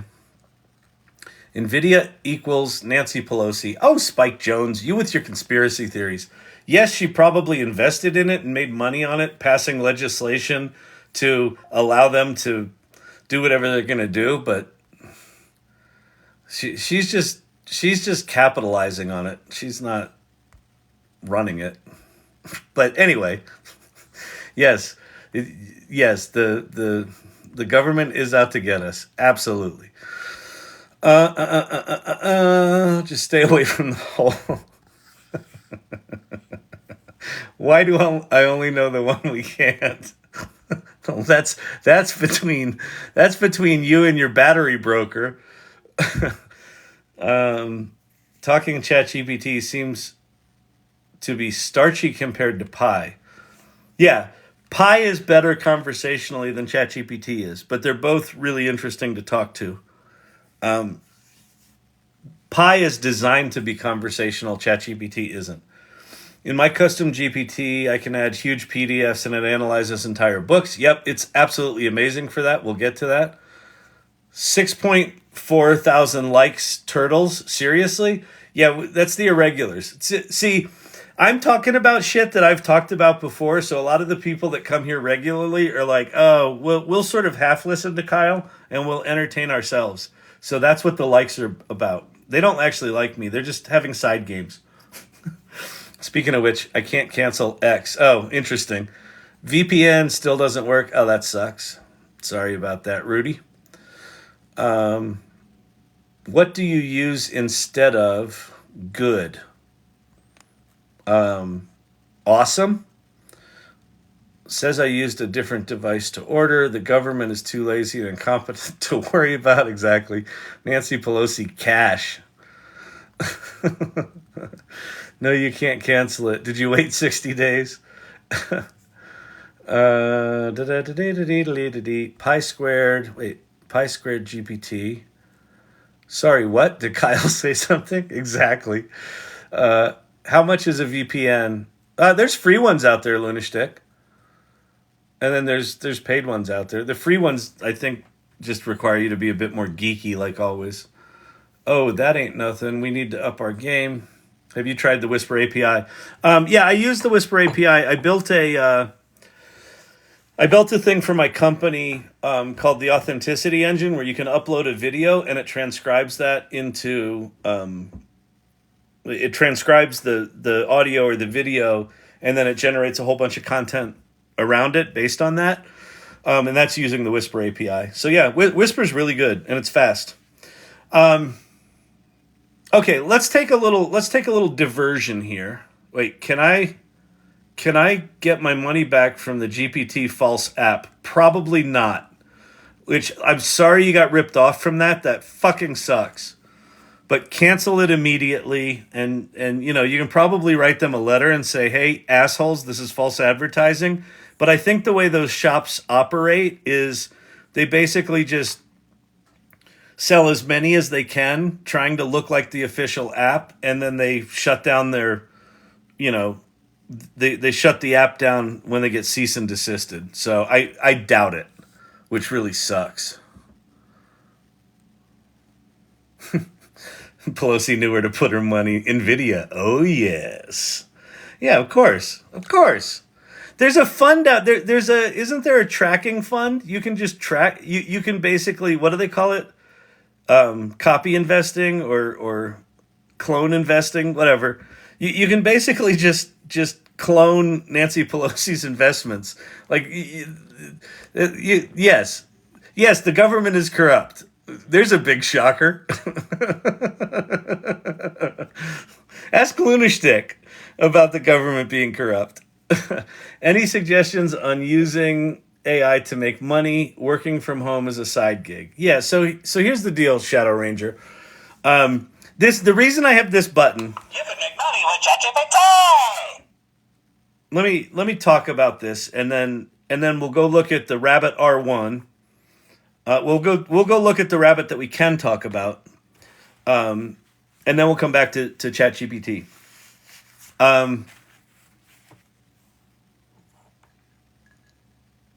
The hell is that? Making money with ChatGPT, making money with AI. The reason I have this button, the reason it sounds like a douchebag, You can make money with ChatGPT. is because I fucking hate the people that are on TikTok that sound like that. You can make money with ChatGPT. If you're not using this GPT prompting hack, you're not making money. Nah, nah, nah. Nah, nah, nah, nah. You make money with ChatGPT. That I've studied them. That's exactly how they sound, by the way. You can make money. You know when you're flipping TikTok, and then there's like the Minnesota dance team, and you're like, oh, that's inspiring. And then there's like someone trying to sell you a pen from the TikTok shop, and you're like, fuck. And then there's like, you're gonna make money in ChatGPT. And then you want to take your phone and you want to throw it at the wall. Your instincts are right. But don't do that, because it'll cost you money, because you paid for your phone. Those people are assholes. Here's why they're assholes. I don't think they are malintended, but they're sleazy, because ChatGPT is just a tool. AI is just a category of tools. How you make money with any of these things is independent of the tool. Because I could easily make a TikTok video that says, you can make money with Photoshop. You can make money with Microsoft Word. What? Well, you get Microsoft Word, and then you get really good at writing sentences together that convince people to do stuff, and you can be a copywriter. Well, that's got nothing to do with Microsoft Word. Exactly. Same shit with ChatGPT. You can make money with ChatGPT. No. You make money. And I'm sorry I get so worked up about this, but it just makes me fucking insane, because like that promise of the quick hit, I've been an entrepreneur for 40 fucking years now. Here's what I've learned in 40 years. Like, it doesn't exist. The people that are telling you can make money with ChatGPT, do you know how they're making their money? They're selling you guides on how to make money with ChatGPT. Do you know what they tell you in those guides? Figure out a problem, solve the problem, use ChatGPT to solve the problem. Well, I didn't need a fucking book for that. I didn't need your stupid fucking course for that. What I needed to do was actually just solve someone's problem. So if you want to make money with AI, if you want to make money with ChatGPT, there's two independent things that you have to do. One is you got to have a fucking idea. So like, what do you know about? Well, I know about hedgehog husbandry. Perfect. Great. Start there. I know about gardening. Perfect. I know about managing pizza shops. Awesome. And I know that all my friends that run pizza shops, the one thing that they're struggling with right now is marketing, because all the people that say they know marketing are really shitty at marketing, and I'd really like to help pizza shop people. Awesome. Step one, solved. Figure out where there's an opportunity to make a difference for someone, that if you could make that difference, they would pay you for that. Step two, learn what tools are out there. Learn what these tools make possible. The amazing thing about ChatGPT is that once you have a problem to solve, I need to come up with marketing plans for pizza shops, ChatGPT can knock that shit out in 10 fucking minutes. It's remarkable. So ChatGPT can help you do it faster and more efficient, but solving the problem is how you make the money. So start with the problem. Start with the thing where you know you can make a difference in someone's life. Step one. Step two, learn AI tools. Get AI literate enough to understand what these tools make possible. Well, how do I do that? Where do I start? Hang out here for the rest of the night, and I'll tell you what you can do in ChatGPT. I spent 40 minutes saying hello tonight. It's now 9:50. I've spent an hour and 10 minutes talking about the first 3 bullet points on my list about ChatGPT 3.5, the free version of ChatGPT. Like, you could just play with ChatGPT right now and for the next 2 years, do nothing but solve other people's problems using ChatGPT 3.5. Not even going into ChatGPT 4. It's that powerful. It's fucking insane. But it's not... You can make money with ChatGPT! Just because you use it, there's nothing inherently that it does that is valuable. It's only when you apply it to a problem that is valuable to someone else who's willing to part with their money and hand it to you. That's a business. That's on you to figure out and then to market that business to that customer base. That's how this shit works. And it might be a service business. It might be a consulting business. It might be creating a piece of software. It might be creating just copy for them to run in their social media. Like there's an infinite number of businesses you can start and business models that can all be supplemented and augmented and amplified with ChatGPT.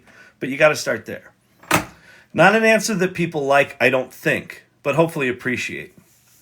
All right, I'm going to quickly show you the Rabbit R1. I didn't realize we were this far in. It's going to take us a while to get through GPT-4, so let me show you the Rabbit R1. Let me go find the action. Rabbit R1. Oh, I know the rabbit. Can you talk about that on TikTok? Keynote.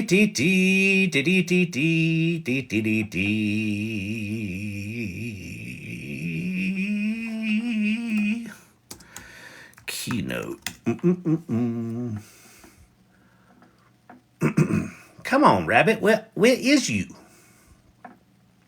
Where's your website, rabbit? Man, they got to get their SEO game up. Let me see if I got it, rabbit.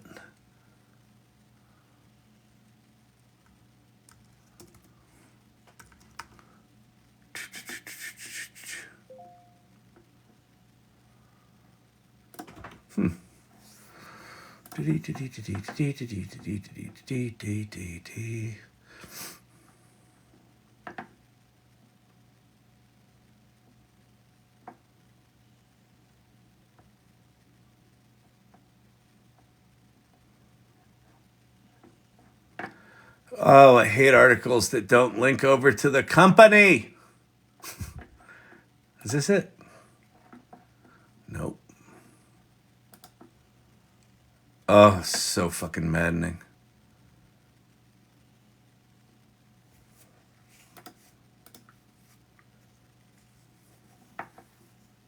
Okay, here we go.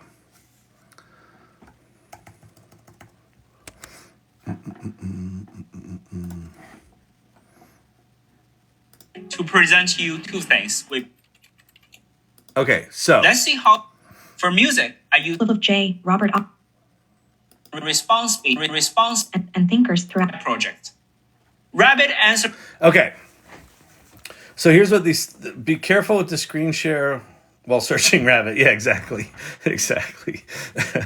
That's why I put rabbit R1 in there. Wait, the rabbit, not llama, turtle, hedgehog, or raccoon. No, rabbit is absolutely a new animal for the zoo because of this thing. The irregular spirit animals. Yeah, no, this is rabbit gets in because of this one.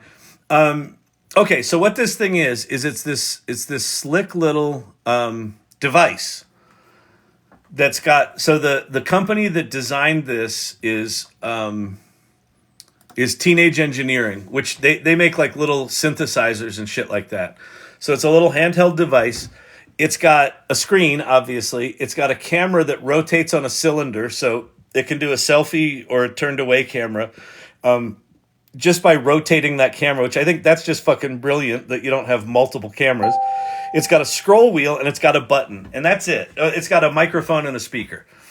The button, so I ordered one of these like right away. They sold 10,000 of these in 24 hours.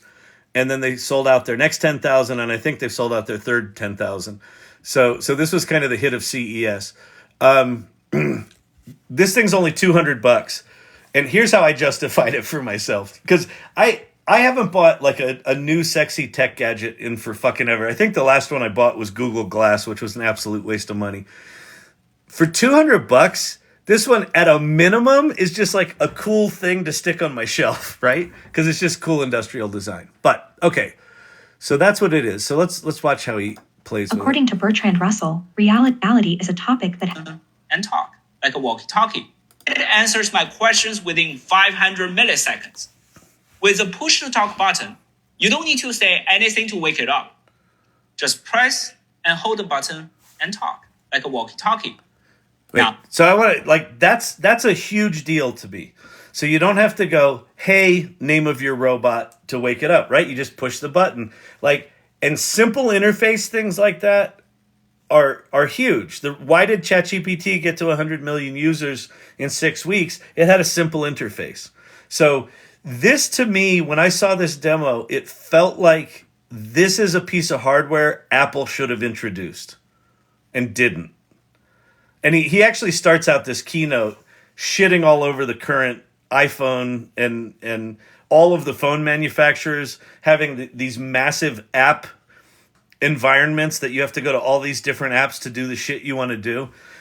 So one of the things they built underneath this is what they're calling the large action model. So there's a large language model, which is the thing you talk to.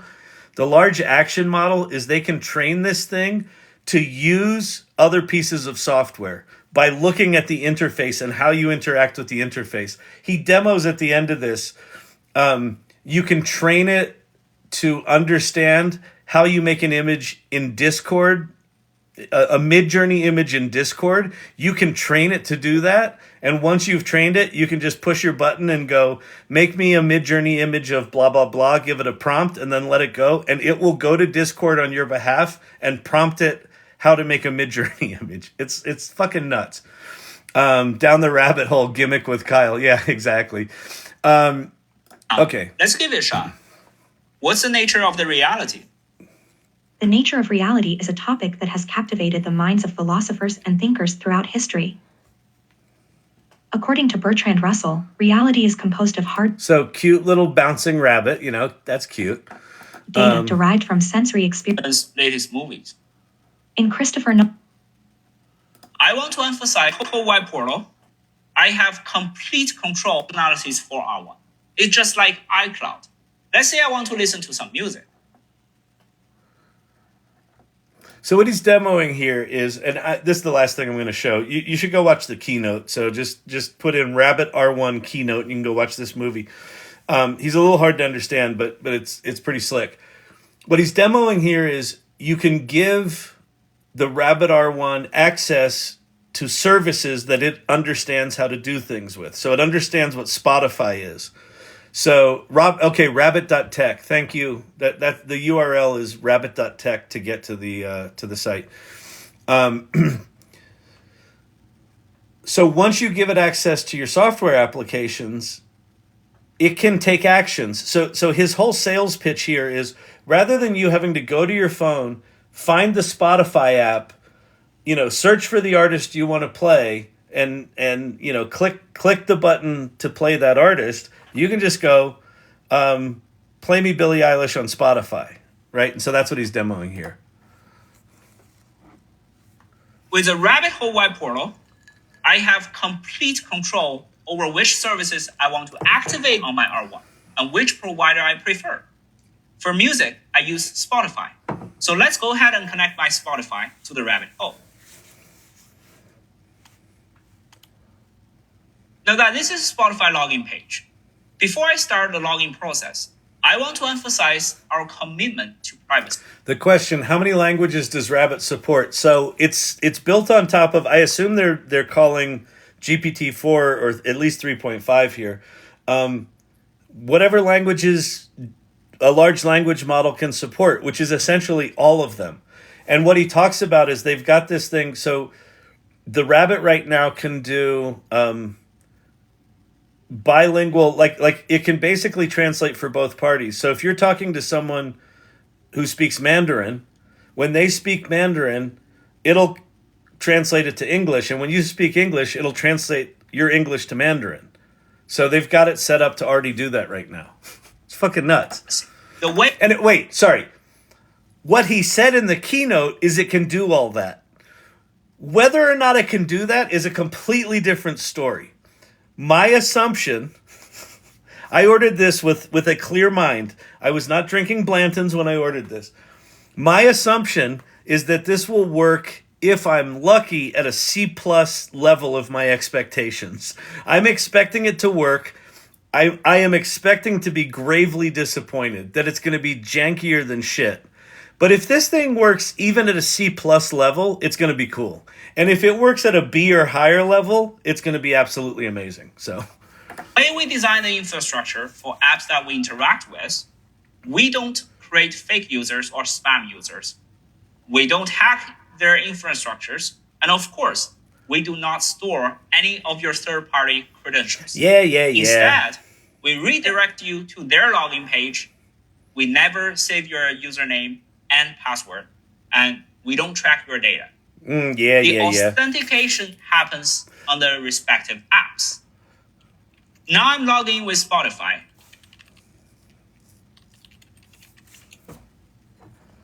Rabbit OS recognized that Spotify. So wait, see that interface? So Spotify, Apple Music, Uber, DoorDash. So connect services. So you can tell this is a version 1.0 of this page, but you're going to have a configure page where you can hook up all of your different services, right? And one of the things you'll be able to do is train your own services, right? Do your own training. So really interesting from that perspective. Recognize that Spotify has been authenticated on my device. Before this presentation, I pre-authenticated some other apps like Uber and DoorDash. I got to comment on something here. Just choose your preferred services and log in through them to get authenticated on your device. It's that easy. Now, let's play some music. Play Kraftwerk's Pocket Calculator. Playing Pocket Calculator by Kraftwerk for you. Okay, so it plays Spotify. Now, I just saw a comment, this doesn't do anything new. I 1000% disagree with that. From a technical perspective, it doesn't do anything new. But from an interface perspective, it does a lot new. the fact that you have a handheld device that you push a button, and what that button push means is I'm going to talk to my LLM. And then the fact that you can connect that LLM to actually perform actions, it does do something new. Now, the geeks in here, the people making those comments, why they're making those comments is they know how to program all of these services to be able to do this anyway, right? Well, you could do that on your iPhone. You could remap this button to take this and take this action, and you could have that, and you could have that call this app. And yeah, you could if you were a fucking geek. Most human beings aren't that. So for me, what's new about this is entirely the interface, which the logic of this doesn't do anything new. You could also apply that to ChatGPT. You could do ChatGPT-like interactions with the OpenAI playground in 2020. Nobody gave a shit about it. It wasn't until they put a simple interface in front of it that it got to 100 million users. Now, is this device going to, be a massive hit and get to 100 million users? I don't fucking know. Probably not. It's similar to Zapier. Yeah, I mean, in some sense, what this tool, now, what these guys did, which I think is really smart, is they created this thing called the LAM, the Large Action Model. So instead of having to program something like Zapier to take those actions, you just have it watch you interact with software. What the hell am I looking at? You're looking at the Rabbit R1, Pate. It's a CES device that I was just talking about how I just ordered it, and that I'm assuming it's going to be a piece of shit, but I like the design basically. But basically what they're doing is they're making the ability to make Zapier-like actions consumer friendly. And like once they're configured and once they have a library of these actions, it's just going to know how to do lots and lots of shit. And it'll be really easy to configure. And basically, once you log into your systems and give it permission with, you can interact with Siri like GPT. I get that you can configure lots of things in your current hardware arsenal to do what this does.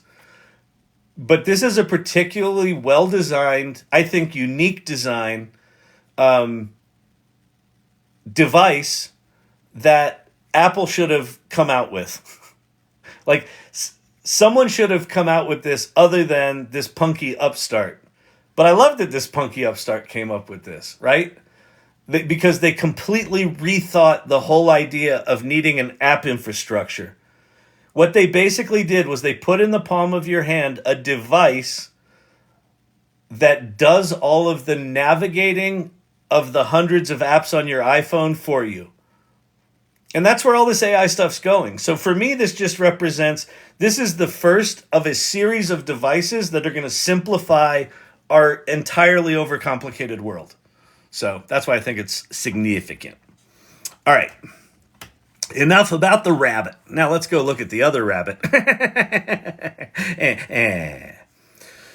The rabbit uses the LAM model, yet another, spirit animal, the lamb. Yeah, the rabbit and the lamb. That's actually a really good point. That's really good. Okay. Rudy, what's happening? Thank you for the rose, sir. Appreciate that. All right, let's get back to ChatGPT. All right, I'm going to have to go fast because it's getting late. So, all right, let's see. When you move up to ChatGPT 4, the basic writing of ChatGPT gets way better. So ChatGPT 3.5 is it doesn't matter. But, well, Pate will think it matters. ChatGPT 3.5 has 175 billion parameters. But what's a parameter, Kyle? What does 175 billion parameters mean? I don't know. Pate knows. If you want to know, join the AI Salon, go to Pate's Mechanics Guild, and he can describe to you what all this parameter shit means. But it basically means more parameters is better. So ChatGPT 3.5 has 175 billion parameters. ChatGPT 4 has 1.8 trillion broken into 10 different 175 billion parameter models.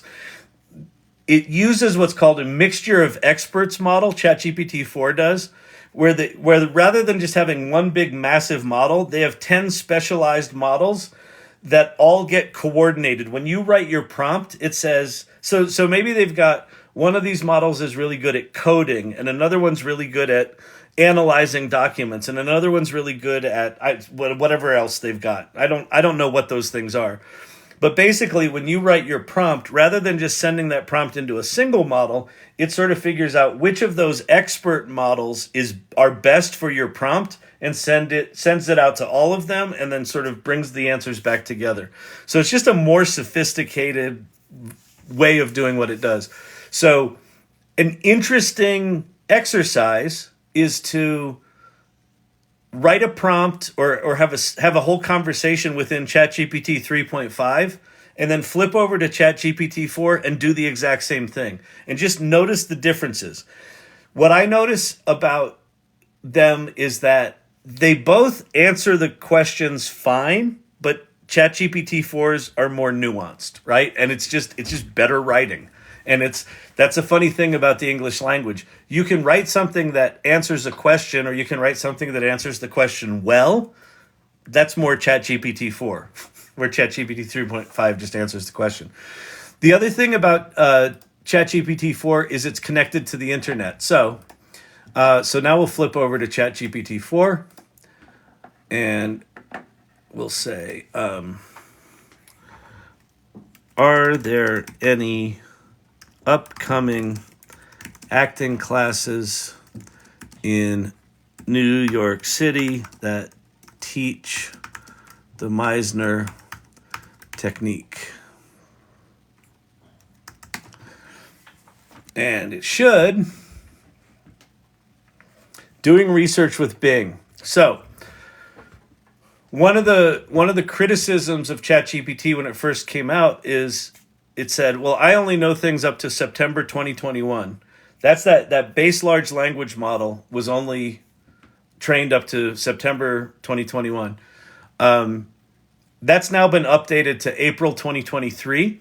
But if you ask it anything current, if it's more current than September 2023, it can't answer it. But now it can because it goes out to the internet. So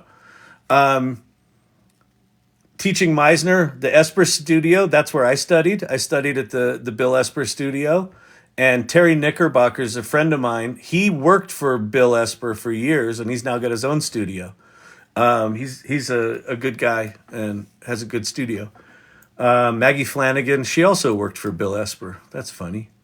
And then the acting studio, I don't know who did that. But anyway, yeah, so it can see the internet. All right, let's see what else we're going to do. Code interpreter. Holy shit. I'm going to come back to code interpreter because code interpreter's big. I'm coming back to that. Okay, so GPT Vision. ChatGPT 4 can see. Huh? It's got eyes? It does have eyes. Can I make money with it? You can make money with ChatGPT! Oh, what are your thoughts on the ChatGPT Teams upgrade? Okay. I'm pissed off about it because it's not really an upgrade right now. In theory, the GPT Team upgrade is awesome. In reality, it's a separate subscription. Here's what I mean. You currently have your ChatGPT Plus subscription that you're making all these GPTs with, and you've got your prompt history for the past year. If you upgrade to Teams, it does not migrate any of the existing shit that you built over. And you're like, but Kyle, that seems fucking stupid. I agree. It's fucking stupid. Apparently, this is what I've heard. I haven't seen this, but apparently in the coming weeks, they will figure out how to migrate that shit over there. Or like they know this is an issue. Because of that, I'm waiting. So the reason to go to something like Teams is they're not going to train on your data. So you get like a little mini version of enterprise privacy, features. But the fact that I don't get my prompt history and all my GPTs don't get migrated over, I'm like, are you fucking kidding me? So anyway, so I am not happy with Teams right now. So I wouldn't do it unless you absolutely need it until they improve it. Okay, GPT Vision. ChatGPT can see. Now, this, if you haven't seen it do this, this is fucking mind-blowing. So I'm going to click on let me show you something here. This little paperclip is a magic paperclip. If I go to ChatGPT 3.5, it disappears, right? So it's gone now. If I go to ChatGPT 4, there it is. You can upload a PDF to this, image files. You can upload movie files, which you can analyze, but it can't see movies yet, but it can see images. So if I click on this, I'm going to go search for whiteboard. And I didn't say whiteboard, did I? Oh, wait, is this? Yeah, that's the one. Okay. So this is a picture of a whiteboard I just randomly pulled off the internet. So the irregulars here have seen this demo 43 times. This still blows my mind every time I do it. Okay, so I uploaded a picture of a whiteboard. Kyle, I requested on my $20 account that they not train on my data. I had to fill out a form. Yeah, you can do that.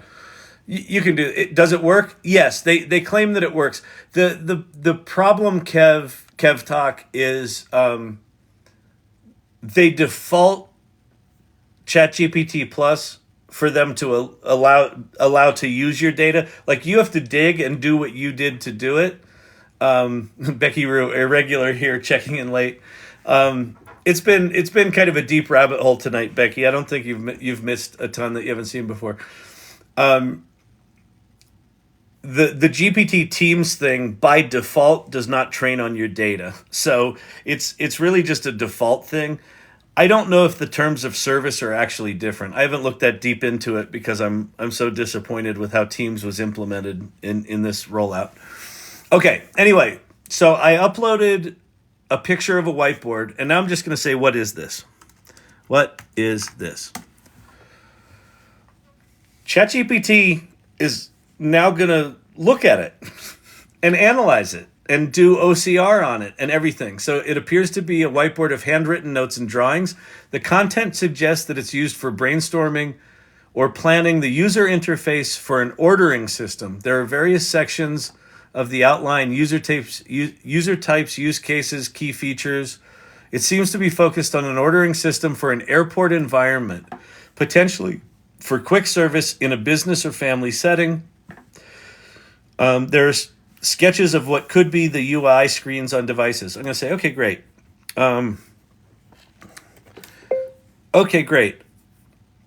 I'd like to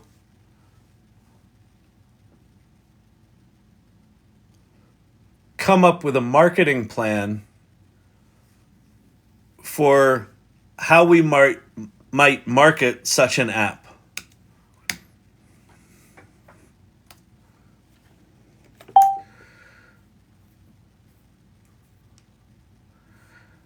And so it says creating a marketing plan for a UI system in an airport involves several components. Below is a high-level plan. Market research. Identify your target audience. It pulled business travelers, family, and tech-savvy consumers and frequent flyers from the whiteboard. Competitor analysis, unique selling proposition, branding. Develop a catchy name, brand message. Craft a message that resonates with the needs and wants of a target audience. Dine on time with brand name, your travel buddy. So, partnerships, promotional offers, public relations. So, from a whiteboard picture, we now have a marketing plan for whatever the fuck app that was, right? So let's let it finish up here. It's a little slow tonight, but whatever. Now here's your implementation timeline. Monitoring and evaluation, your KPIs, how are we going to know it's going to work, budgeting, ROI analysis, legal and ethical considerations. Have you ever written a marketing plan? You know how long it takes to just do something this high level? Bang, done. Okay, now, Great. Let's move into branding. I really like your tag name in the branding section and want you to come up with 20 possible names for this app that incorporate all of your thinking in the marketing plan.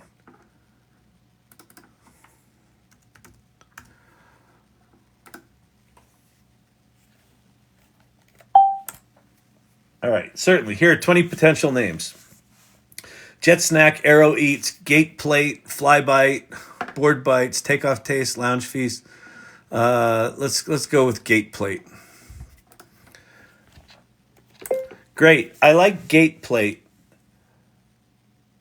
Period. Can you now show me a screenshot of what the interface might look like for the ordering screen that has the Gate Plate logo at the top and a simple, visually compelling interface on the app screen inspired by the design on the whiteboard?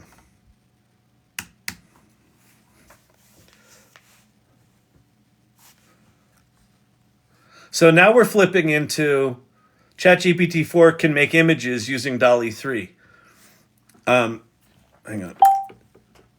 Why this is a big deal is that all of the context of this conversation is now input for the prompt for the image that we just asked for, including what was on the whiteboard. There's a... Okay. There's an app design for Gate Plate, an app that didn't exist until just this moment because we grabbed a picture of a whiteboard and threw it in there and said, what is this? So what I'm demonstrating here, what we're experiencing here is kind of a very thin layer of what they're calling multimodality, right? It could see an image, it could see the whiteboard. It's got this large language model where we could say, let's do the marketing shit, let's come up with a name for this thing. Now it can do interface design. So I can say, that's great. Could you visualize for me what a poster might look like in an airport that would advertise this app, that includes a screenshot of the app, as well as the tagline and name of the app on the poster?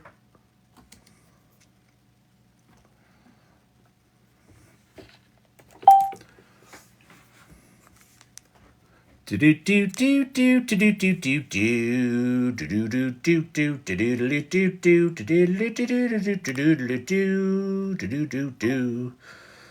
do we need that?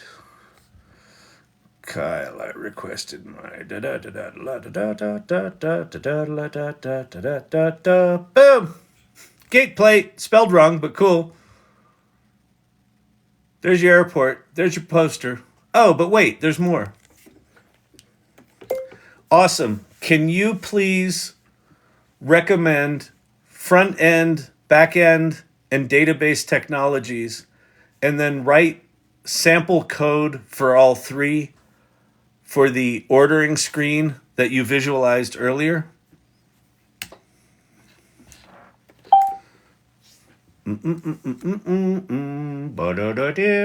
Front end technologies: React, React Native, Tailwind CSS for styling, state management, Redux or Context API for state management, backend technologies, runtime environment, Node.js, framework, Express.js, authentication, JSON web tokens, database technologies, MongoDB, non-SQL or Postgres SQL for SQL, ORM, ODM, Mongoose for MongoDB or Sequelize for Postgres. Here's front-end React code. Here's backend Node.js with Express code.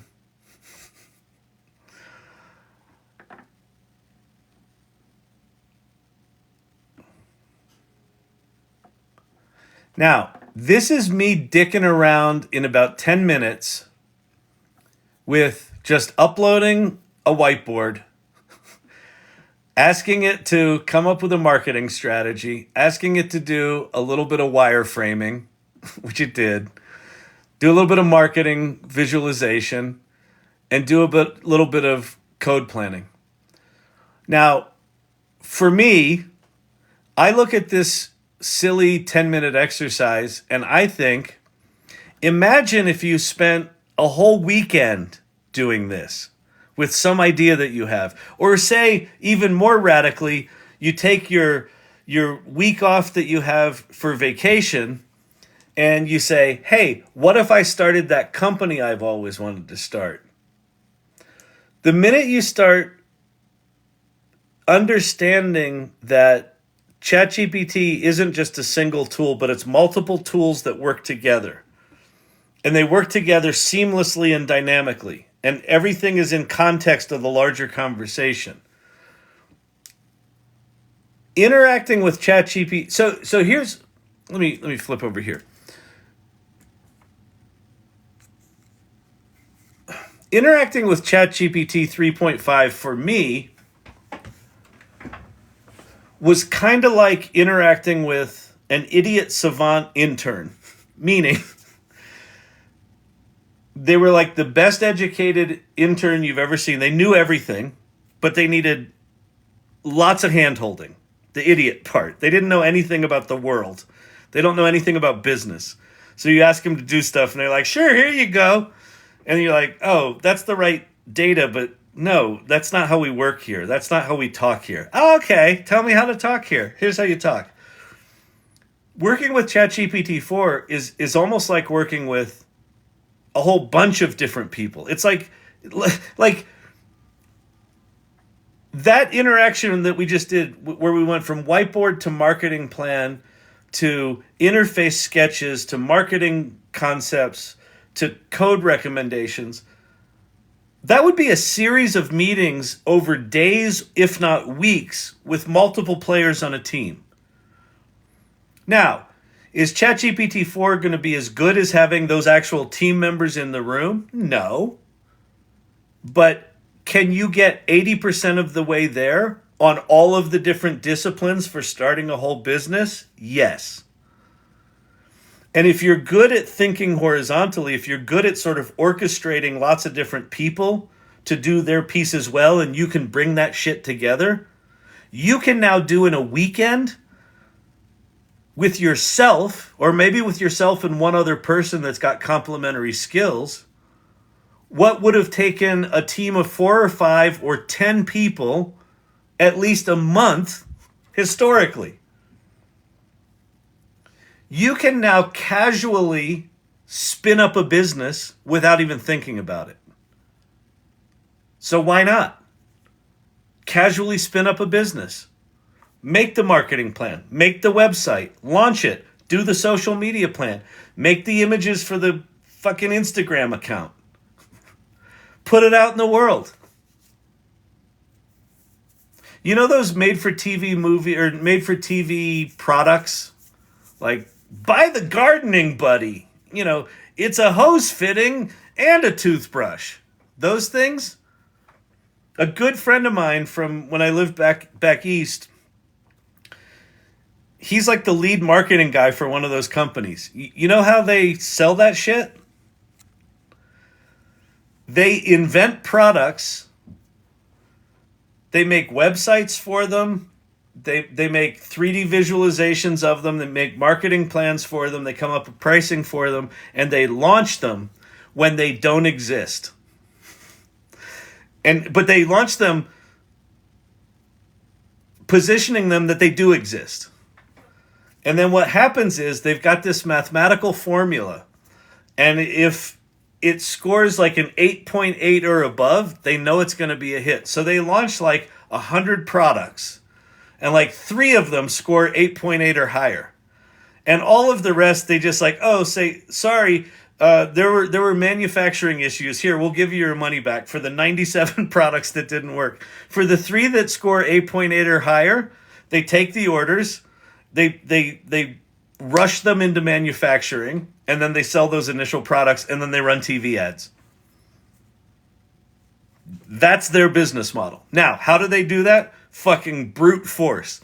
3D modelers, marketing teams, copywriters, website builders. Like, they've got it all fucking automated. But you can now do that with your business, with a service business, with a product business, with a software business. You and little old ChatGPT could knock that shit out in a weekend. If you put your mind to it. Here's another thing I think about a lot. Malcolm Gladwell, in his book Outliers, made popular this concept of the 10,000 hour rule.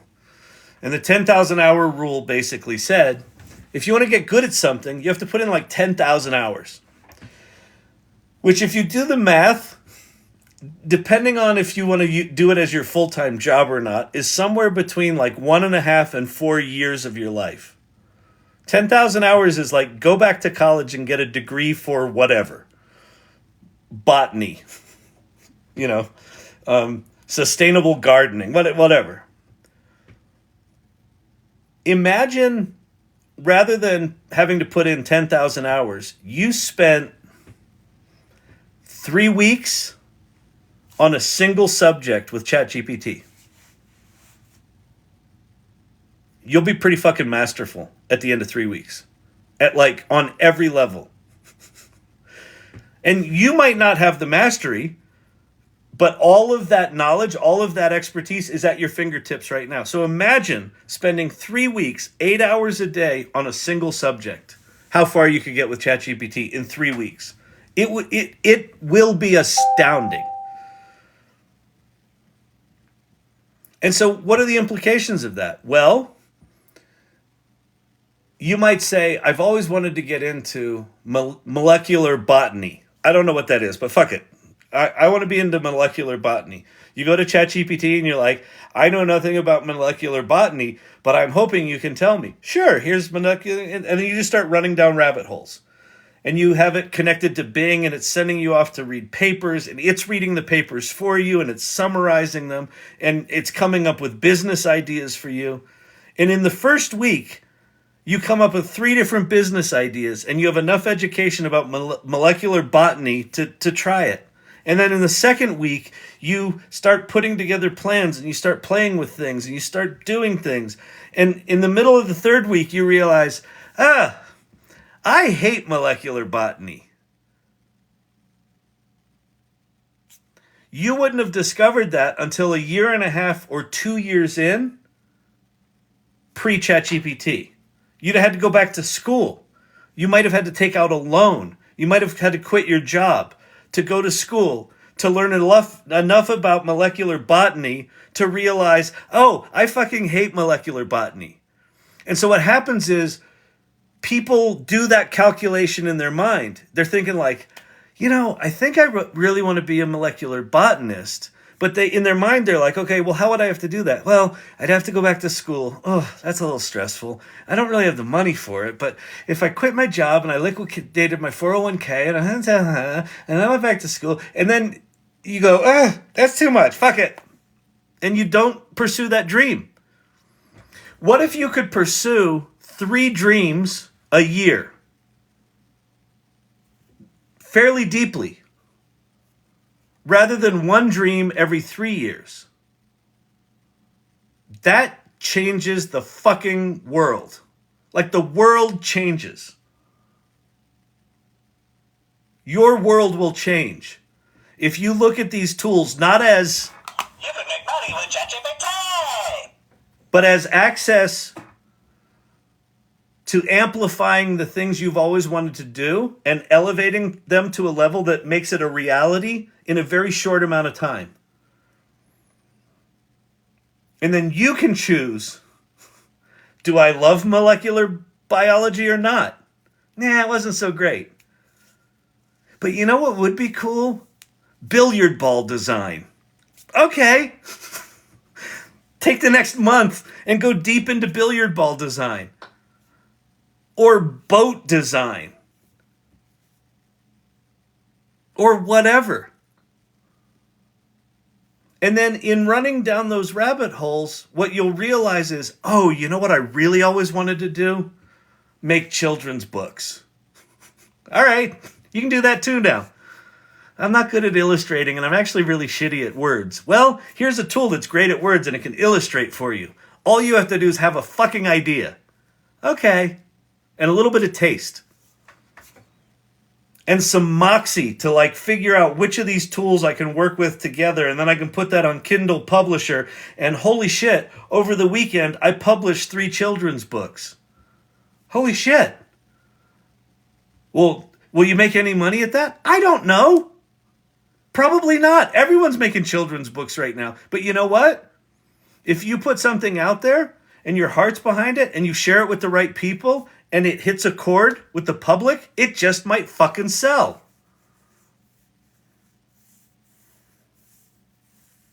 But now you're a published author. Where for 40 years you thought, well, I've always wanted to write children's books, but I don't have the talent. Guess what? Buckle up, Buttercup. Now you do. What's that mean? I don't know. Be careful what you ask for. Because in the olden timey days, you know, from like late 2022 and earlier, we could all use the fact that we didn't have talent or skills or knowledge or a degree as an excuse not to do the things we say we always wanted to do. We're entering a world right now where you can do any fucking thing you put your mind to, with some, you know, notable exceptions. I think things that require physical dexterity, like becoming a virtuoso violinist, that's probably still 10,000 hours or more, plus talent. But any knowledge work, any creative work, programming, writing, publishing, any of it, consulting,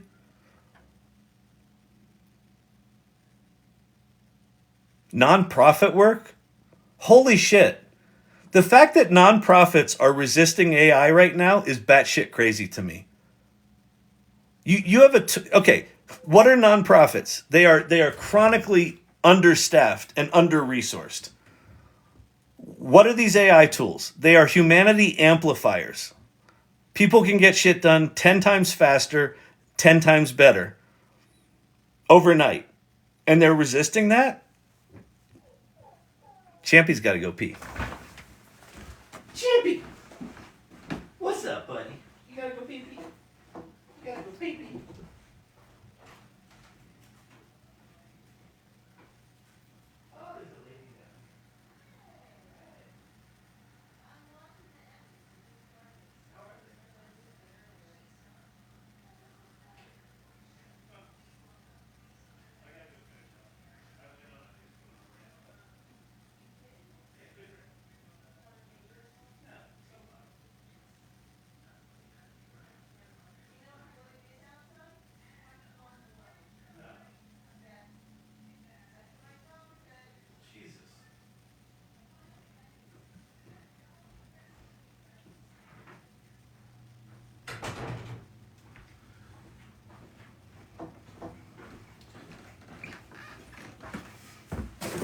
All right. Champy's been taken care of. For more on this, the Salon.ai. Okay. So I know that was a bit of a rant and a soapbox. But that soapbox is why I do this 7 nights a week. Because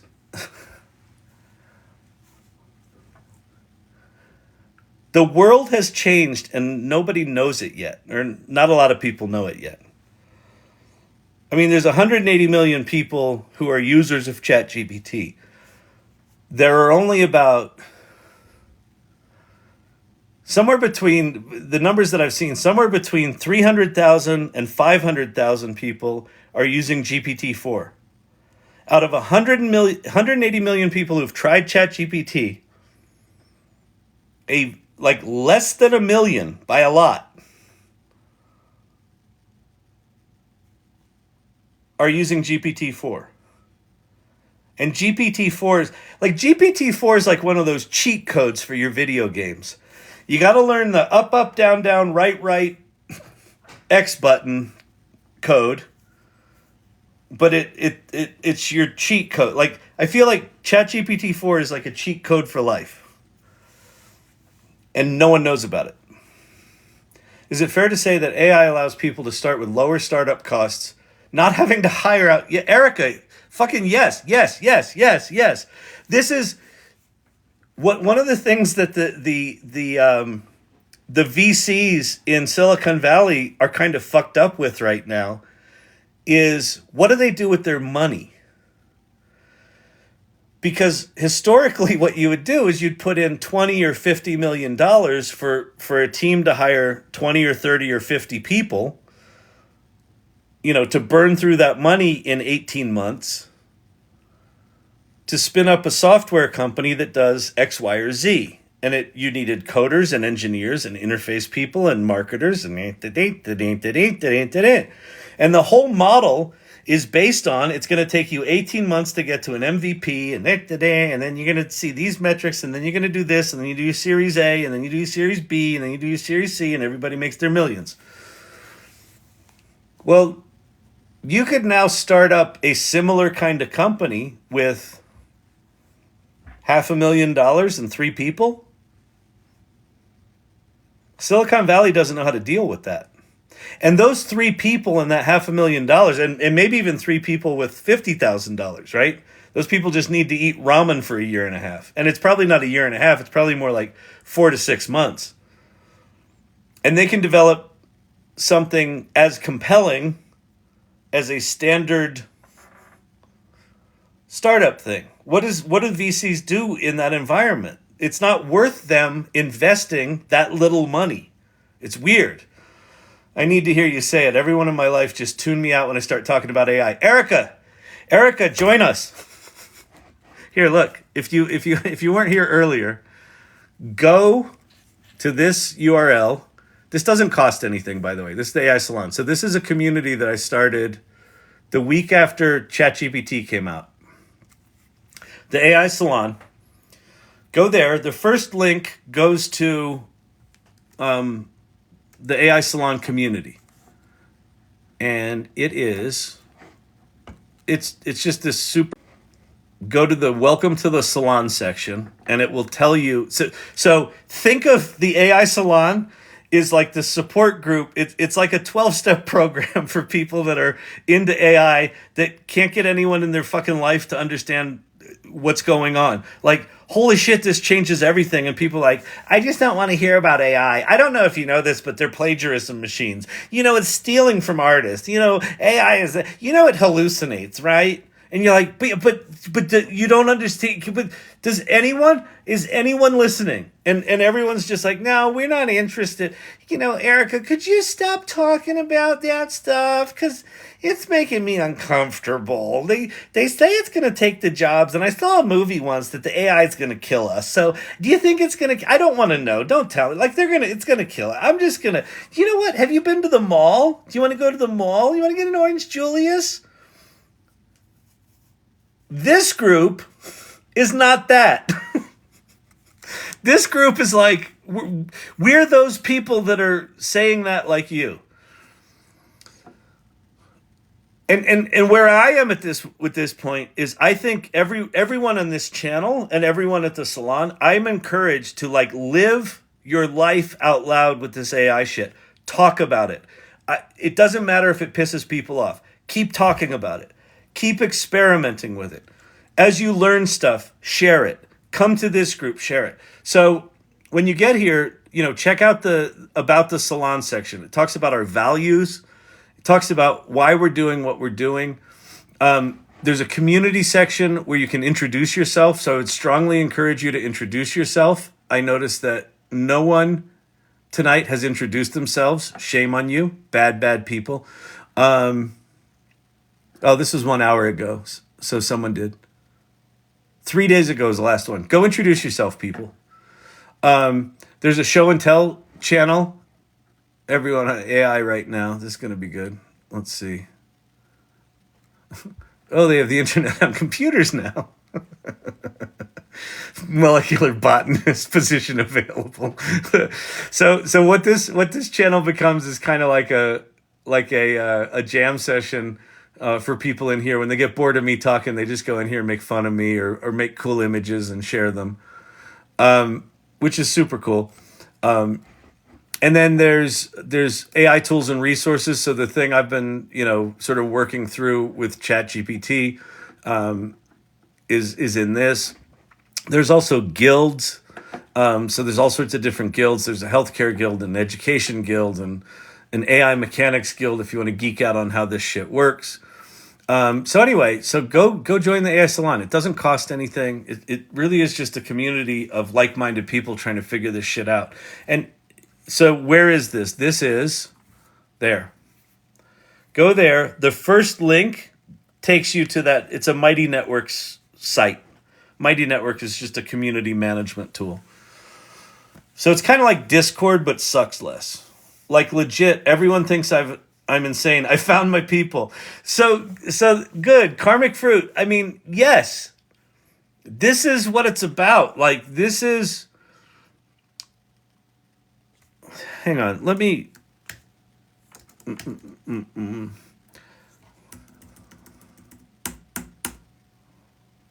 That's a good image. Let me move that there.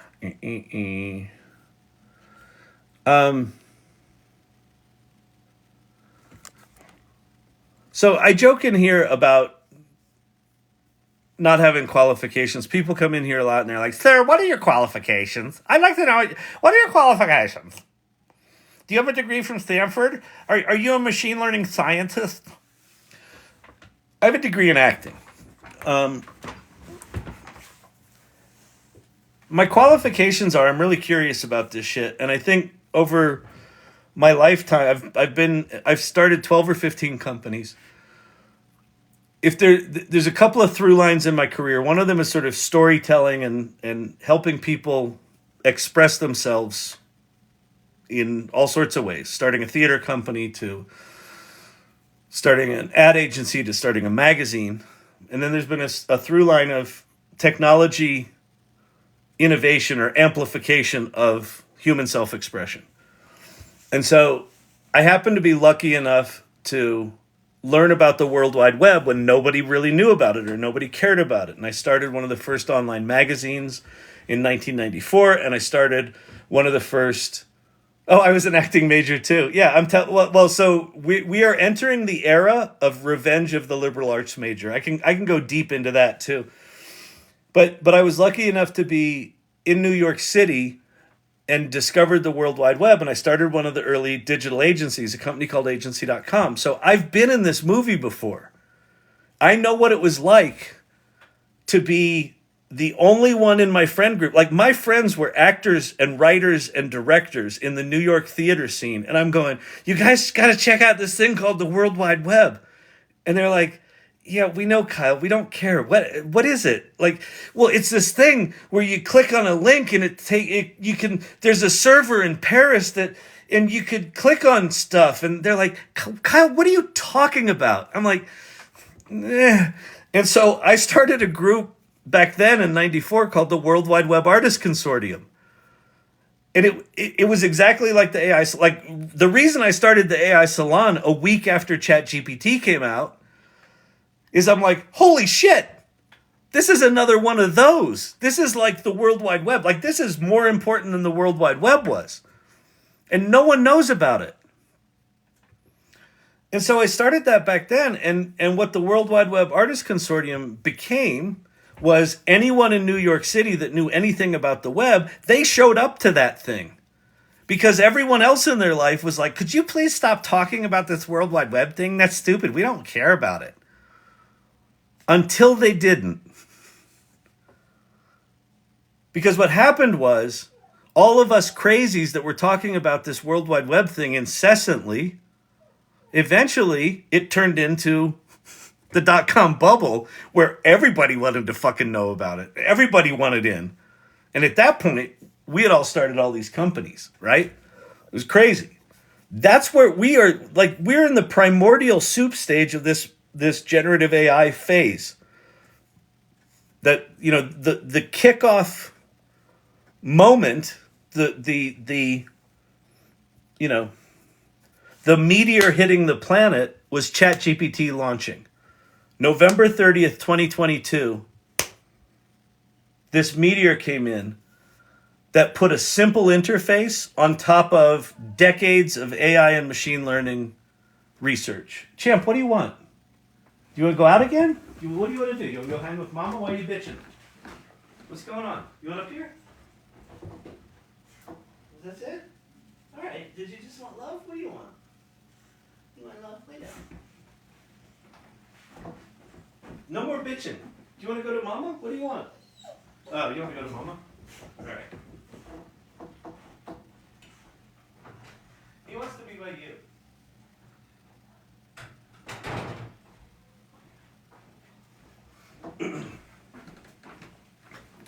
All right, Champ was tired of me. He's like, I'm tired of you talking about this AI shit. So that's where we are. And here's the other thing. If you're here, there's a lot of people in here tonight. If you're in here and you're thinking like, so there's a couple of things you could be and are likely thinking. One is you're way behind. You're like, oh my God, I'm so behind. There's all these people in here. They know everything more than I do. No. You're not as behind as you think. The fact that you're hanging out, what the fuck time is it? It's almost 11 o'clock in Denver. That means it's almost 1 a.m. in New York. On a Monday night, there's 270 people in here. If you're in here, you're ahead of the game. If you're like paying attention, like, wait, what is this thing? You're early. Get curious about this shit. Get curious and start talking about it. Yeah, but every time I talk about it, people think I'm weird. Fuck them. Keep talking about it. Put yourself out there. What's happening in this group? So there's a whole pile of people in here called the irregulars that show up here regularly. Like night after night after night. I do this 7 nights a week. They show up night after night after night. Why do they do that? Same reason I'm doing it, quite frankly, which is they just want to be in the conversation. They want to be learning this.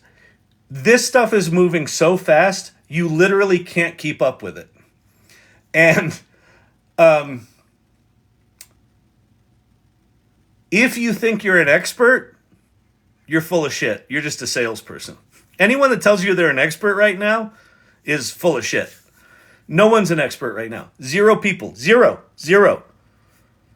Because the stuff that I'm really good at today, 3 months from now is going to be irrelevant because the technology just keeps leapfrogging itself. It keeps getting better and better and better and better and different.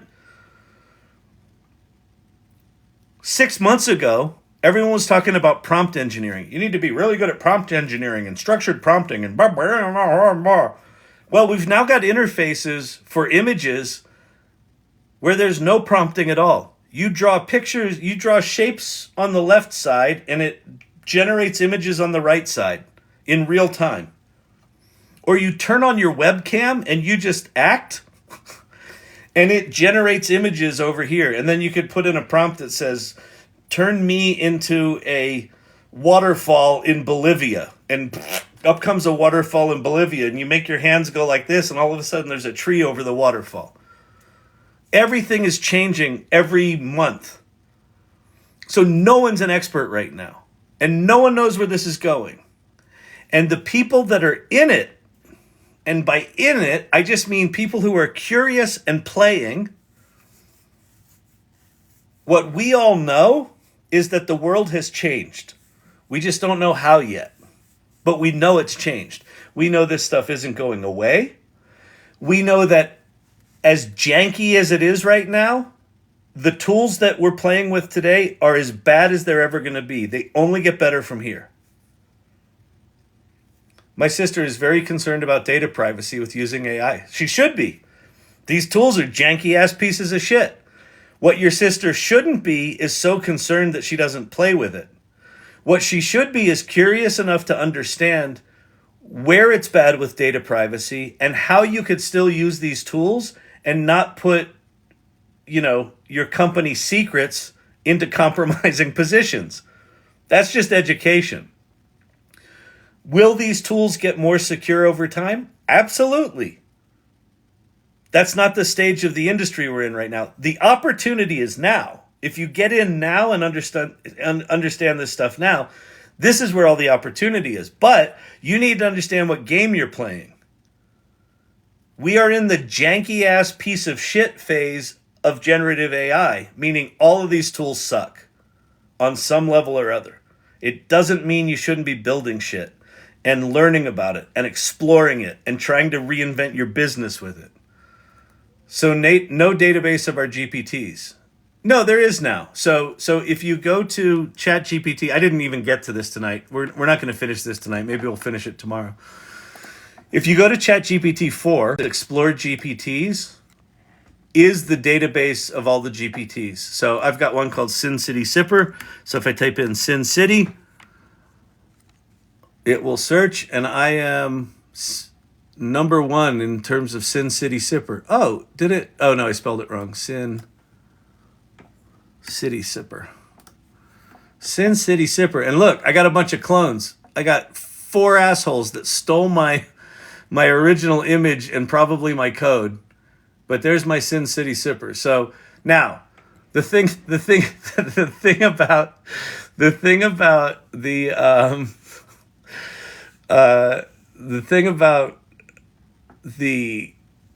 database is it's just really crappy right now. The GPT store really sucks right now. But it is a database of all the GPTs. So this will get better as well. It's just crappy right now. I made a drink from Sin City. Awesome. That's fantastic. Ha, imitation is the sincerest form of flattery. I know. It is. And listen, that's the thing. The GPTs right now, it's really easy for people to what's called jailbreak your GPT unless you protect against it. And even if you protect against it, there's probably ways for them to jailbreak it anyway. So just assume anything you build in a GPT will be public knowledge. If anyone played with Luma a month ago, check it out today. Text to 3D. Okay, good. So that's on if you go to the AI Salon in the recommended tool list and scroll down to 3D tools, I think Luma's on there. Yeah, Luma AI, Luma Labs. Text to 3D objects. Announcing Series B. How much did they raise?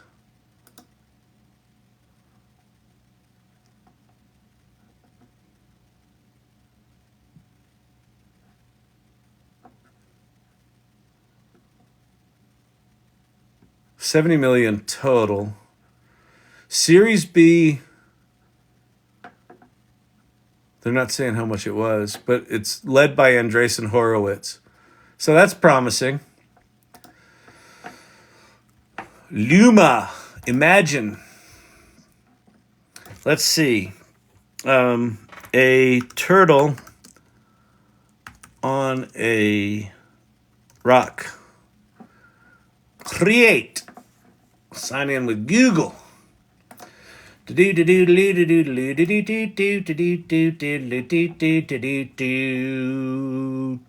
Create.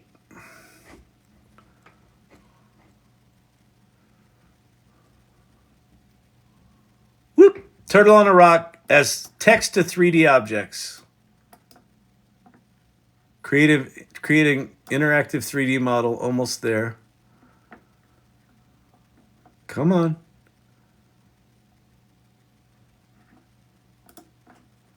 Let me get the better one. I think this dude. Look at that.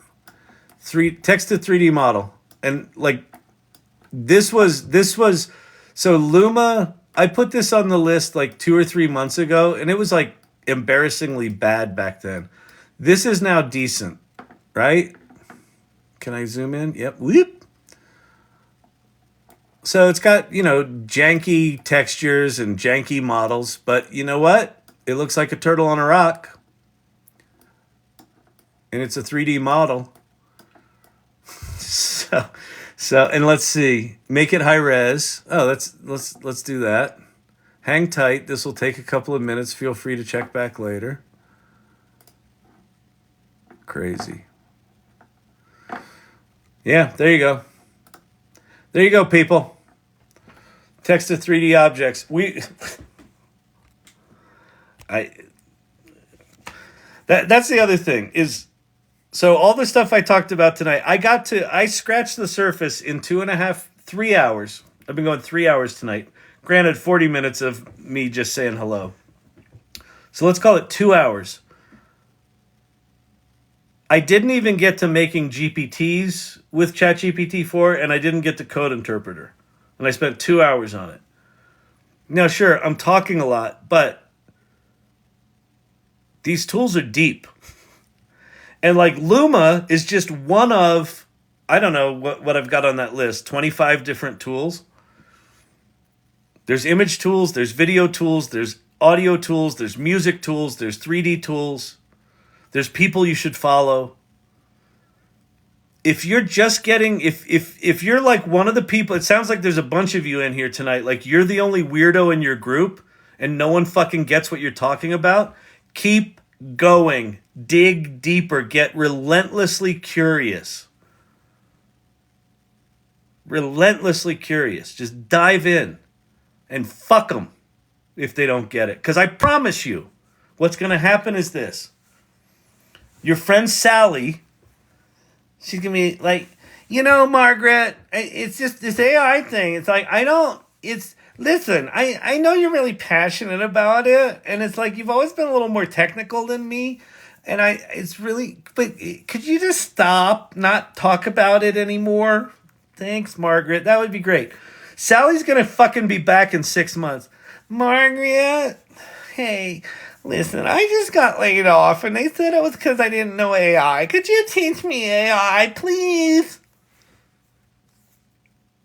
And then if Sally's not an asshole, teach her. And if she is, fuck her. I guarantee you, it's going to happen. This stuff is coming fast. I appreciate the demo. I'm going to try that one out tomorrow morning for a work thing. Awesome. Perfect. There you go. I don't know which demo you're talking about. If it was Luma AI, I don't know anything about Luma AI. It's possible there are other tools that are better. But the fact that they just raised Series B and they've got $70 million in funding, I assume their Series B was like $50 million or something like that. So that's going to get better fast with some capital behind it like that. I needed this pep talk. Thank you. You're welcome, Erica. Listen, you're not the weird one. They are. And they're not weird. They're scared. Here's another thing. If you're brand new to this AI shit, the other thing that happened on November 30th, 2022 was AI and machine learning was opened up. Kyle Hydrate, thank you. AI and machine learning was opened up to non-scientists and non-engineers and non-researchers. ChatGPT basically opened the doors to the rest of us to play with this stuff.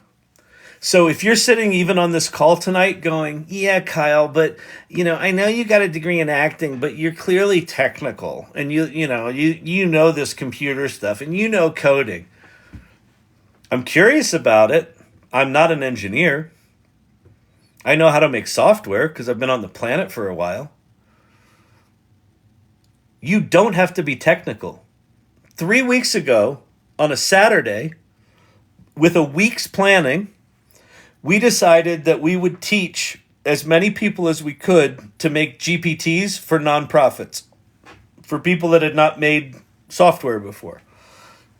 And this community fucking stepped up. This community created 150 GPTs for nonprofits in a 24-hour period, 3 weeks ago on Saturday. That is a fundamentally different. You hear about these things. There's a hackathon. And what are hackathons? Well, you get technical people, engineers, in a room with business stakeholders, people who have business ideas that don't know how to code shit, and you put them in a room for 48 hours and they build however many apps you have based on however many geeks showed up. Well, we don't know who showed up, but we taught them in less than an hour to build a sophisticated, customized GPT for a nonprofit in less than an hour. We did 150 in 24 hours without breaking a sweat. Well, we broke a sweat because it was long. Rudy, I never ever thought I would be doing what I'm doing, and it's all thanks to this guy. Oh, thank you, Rudy. Rudy's cool. You should follow Rudy. Rudy Saigo. He's a young dude. If you're not into old dudes like me, you got Rudy. He's got energy. He's got editing skills, and he's fucking teaching up a storm. He's doing YouTube videos on how to do programming stuff. And a lot of the people in here are doing the same thing. They're doing it on the AI Salon, how to do programming stuff. And a lot of the people in here are doing the same thing. They're doing it on the AI Salon. Imperfection. Embrace the janky. So, anyway. I got to get going. This was a long one tonight. It was particularly soapboxy, but, you know. You know what it is? I get fucking excited about the possibility. Like, why do I keep coming back here night after night? It doesn't make fucking sense.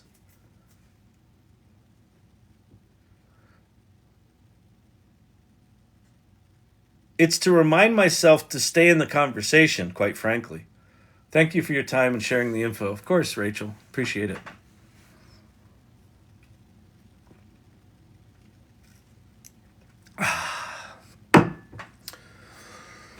Oh, man. All right, so it's Monday night. So here's our new motto, TGIM. Thank God it's Monday. Because TGIF implies that we hate our jobs and we hate our life. And thank God it's Friday means I can leave Lumberg and the TPS reports and go to Tchotchkes and have a overpriced margarita.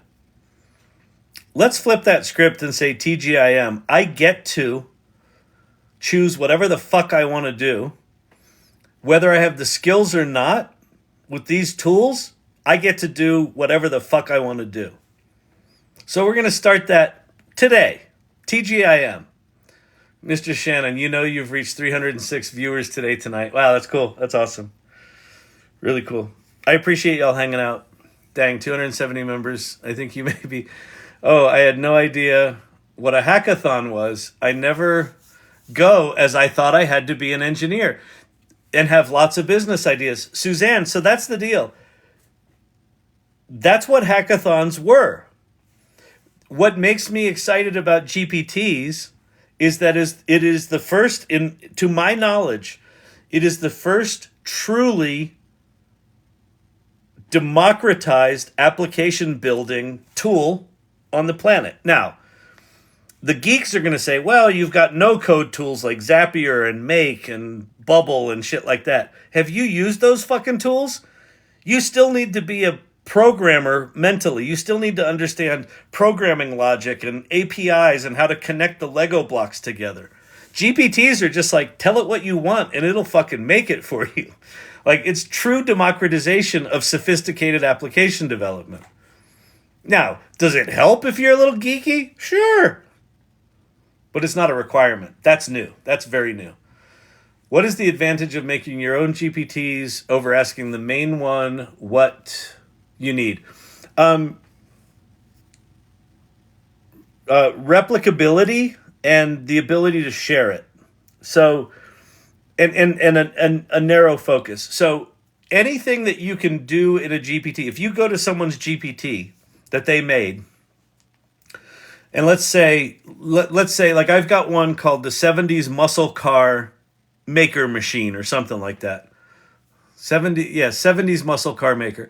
And what it does is it asks you for your favorite 70s muscle car make, and then you give it a color, and then you give it any modifications. Like, do you want a chrome blower on it, or side pipes, or drag wheels, or whatever? Spoiler.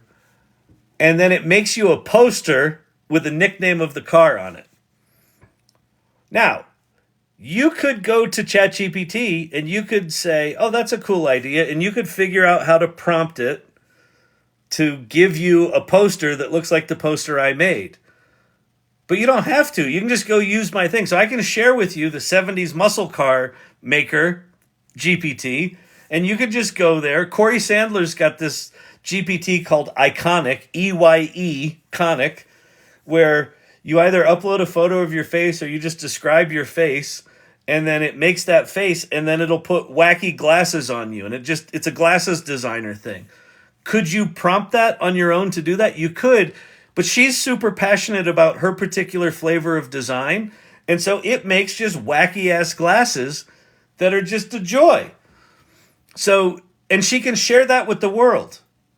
And they get to experience doing that without having to figure that shit out. So technically, you could prompt this thing to do anything, but why you do it is because you've got some particular passion or expertise you want to share with the world. It's true self-expression through application development. It's pretty amazing. Mr. IT, I didn't know nothing about ChatGPT a month ago, and I have like 10 GPTs, and I'm planning to go live on TikTok. Awesome, Mr. IT. Fucking perfect.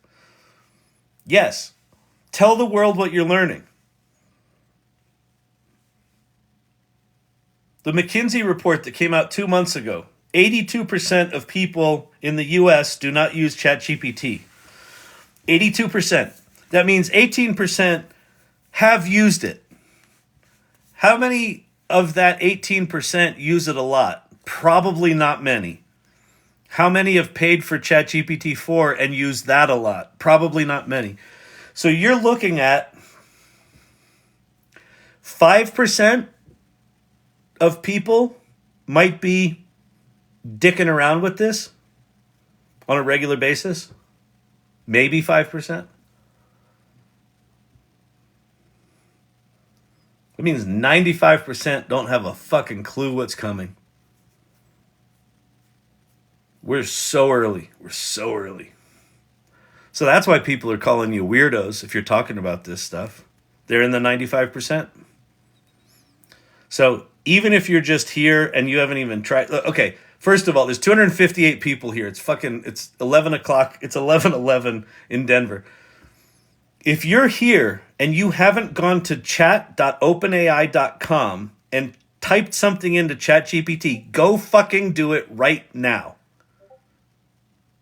Like, I'll get to it tomorrow. I don't feel like learning anything, Kyle. I'm not very technical. Go there right now, chat.openai.com. Hit return. You'll see a Google search box at the bottom of the screen. Type in, explain quantum mechanics to me as an Eminem rap. And watch what it does. If you haven't done it, fucking go do it right now. Get thee to a nunnery. Go. Seriously, right now. I'll wait.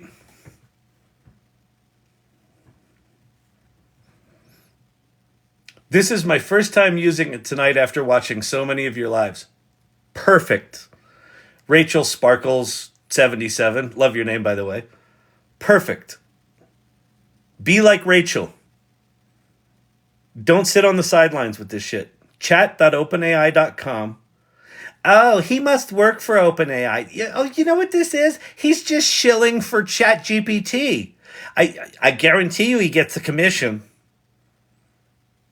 We've established in here, Sam Altman is jealous of me. He will not pay me commissions, even though this channel is essentially a fucking ad for his company. Because he's bitter. That's okay. He just got married. I wish him well. Go play with it right now. Tobias, welcome everyone. Follow this channel. Thank you very much. Yeah, follow this. Listen, I'm going to get out of here. I'm going to begin my half an hour goodbyes. If you haven't checked it out, go check out the salon.ai. Go there. The first link is to our community, to the Mighty Networks community. The second link is to the GPT For Good project we did. I mentioned before we did this project where this community made 150 GPTs in 24 hours. The directory of all those GPTs is the second link on that link tree. Go check them out. It's inspiring. And go check out the AI Salon. This is a community of people that will support you in figuring this shit out. 30-minute goodbyes begin now. Thank you, Be Not Afraid. So go check that out. And yeah. And start talking about this shit. As you learn about it, share what you're learning. Share what you're learning. Thank you, Robert Rossi. I really appreciate this. Athena Luna, first gift. Thank you so much. That's awesome. Demo Sin City or any GPT real fast, please. Okay, cool. I'll do that for Joker. Joker knew that I was trying to get out of here, so he's like, Kyle, just do one more thing. He knows it's going to take me like 4 fucking hours. Okay, so here we are at Chat GPT. So Chat GPT is the thing I was kind of demoing all night. And this is the thing, if you haven't been here, go here right now.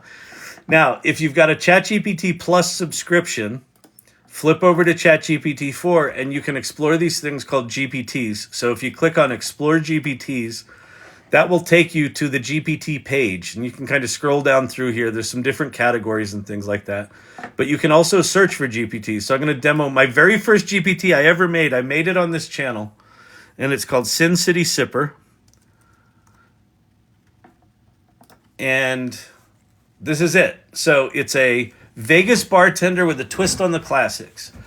And then it's got these little starter things. So like, show me a newfangled old-fashioned. Reinvent a margarita for me. I'm a teetotaler. Make me a classy mocktail. So we'll do that. We'll do a mocktail. And so what this thing does is it will invent a drink for you. Invent a cocktail and put a Vegas twist on it.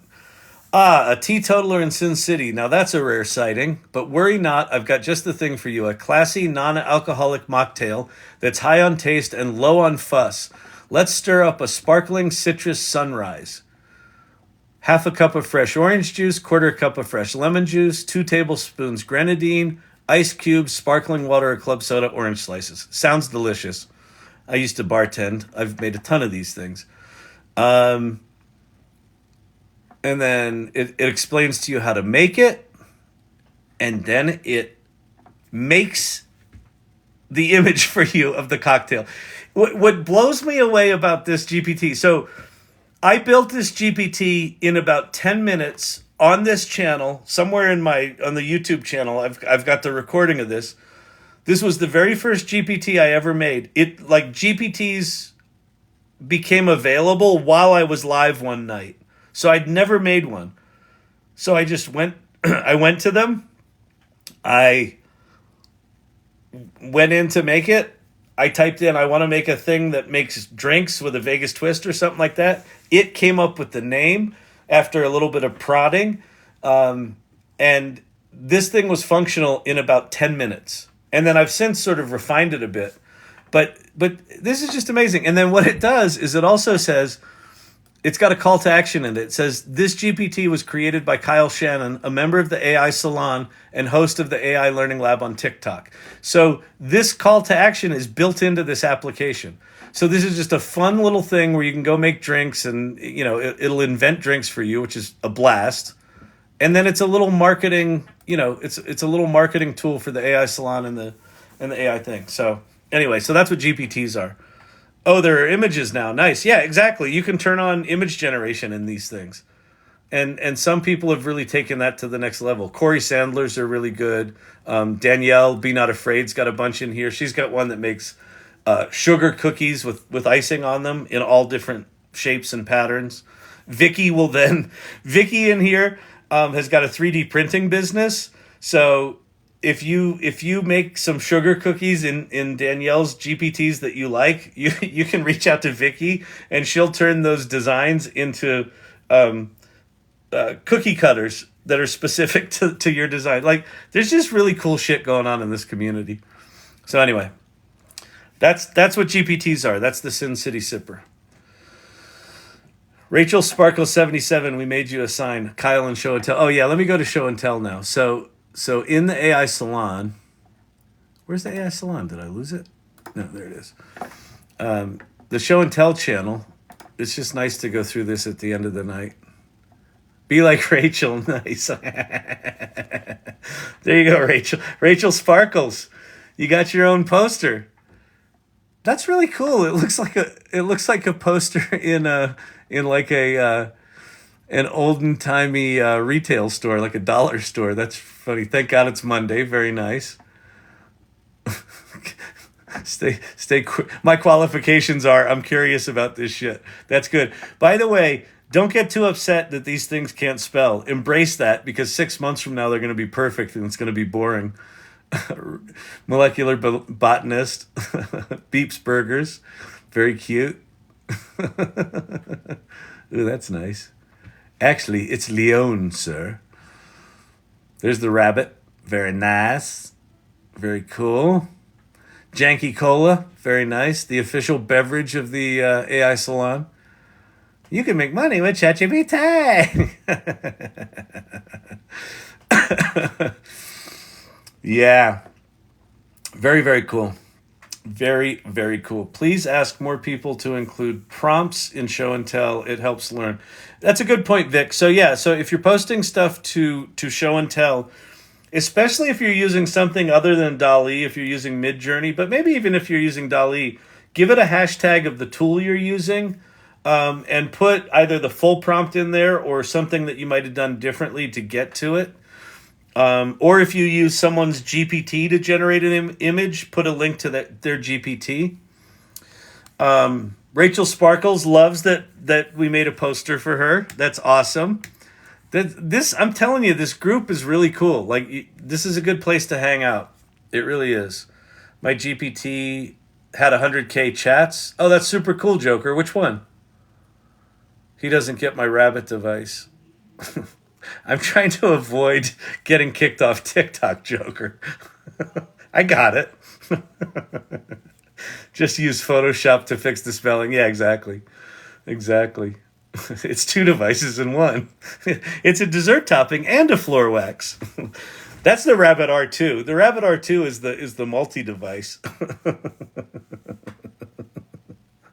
You press one button to activate ChatGPT and the other button to activate something else. So will that help set up and run websites for affiliate marketing programs? I don't know what that is that you're talking about, but possibly. I got to stop procrastinating and join the group already. No shit, Shadow Ranger. Yeah, go join the AI Salon. It doesn't cost you anything. You literally just have to go to thesalon.ai. Just go there, click on the first link, and sign up and introduce yourself. All right? Okay, so I'm going to get the fuck out of here. I can't talk anymore. I joined tonight. That's awesome. Yeah, come on over already. Exactly. So go join the salon. Thank you all for hanging out. This was a long one tonight. It was a fun one. Be not afraid. Thank you so much for the roses. I appreciate it. So to my subscribers, thank you. To the irregulars, the people that show up here night after night after night, you're fucking amazing. To my mods that help curate all of the questions so that I see the important ones, thank you.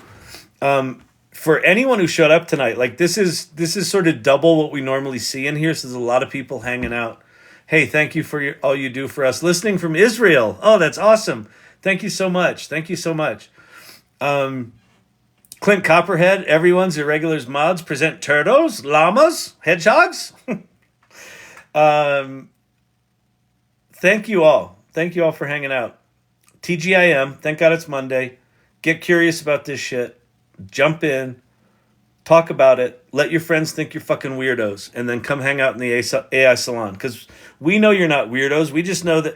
This is the thing about this AI stuff. This is red pill, blue pill stuff. When you have your Kevin Mcallister moment with AI, if you haven't had it yet, it's this moment.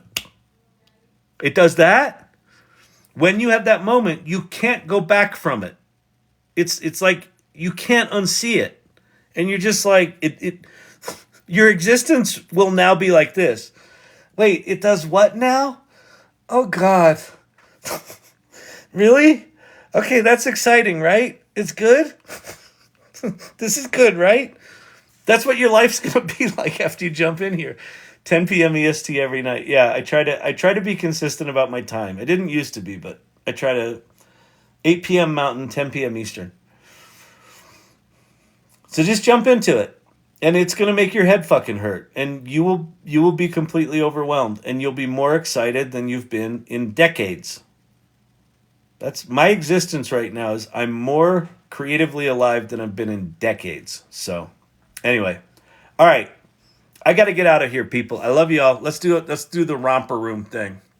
Tobias, you're awesome. Joy Purdy, good to see you. AI and ChatGPT mystery, nice name. How can I send you a free ChatGPT mug? Just connect. I've got my contact infos up there somewhere. Or just DM me in here. I'll take a free ChatGPT mug. Nice. Prompts Cart, good to see you. Athena Luna, Steve O. Corey Sandler, Pottery, night night.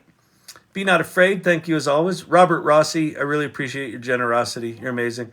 Mr. IT, thank you so much. Check show and tell, I will do that. Suzanne, good to see you. Who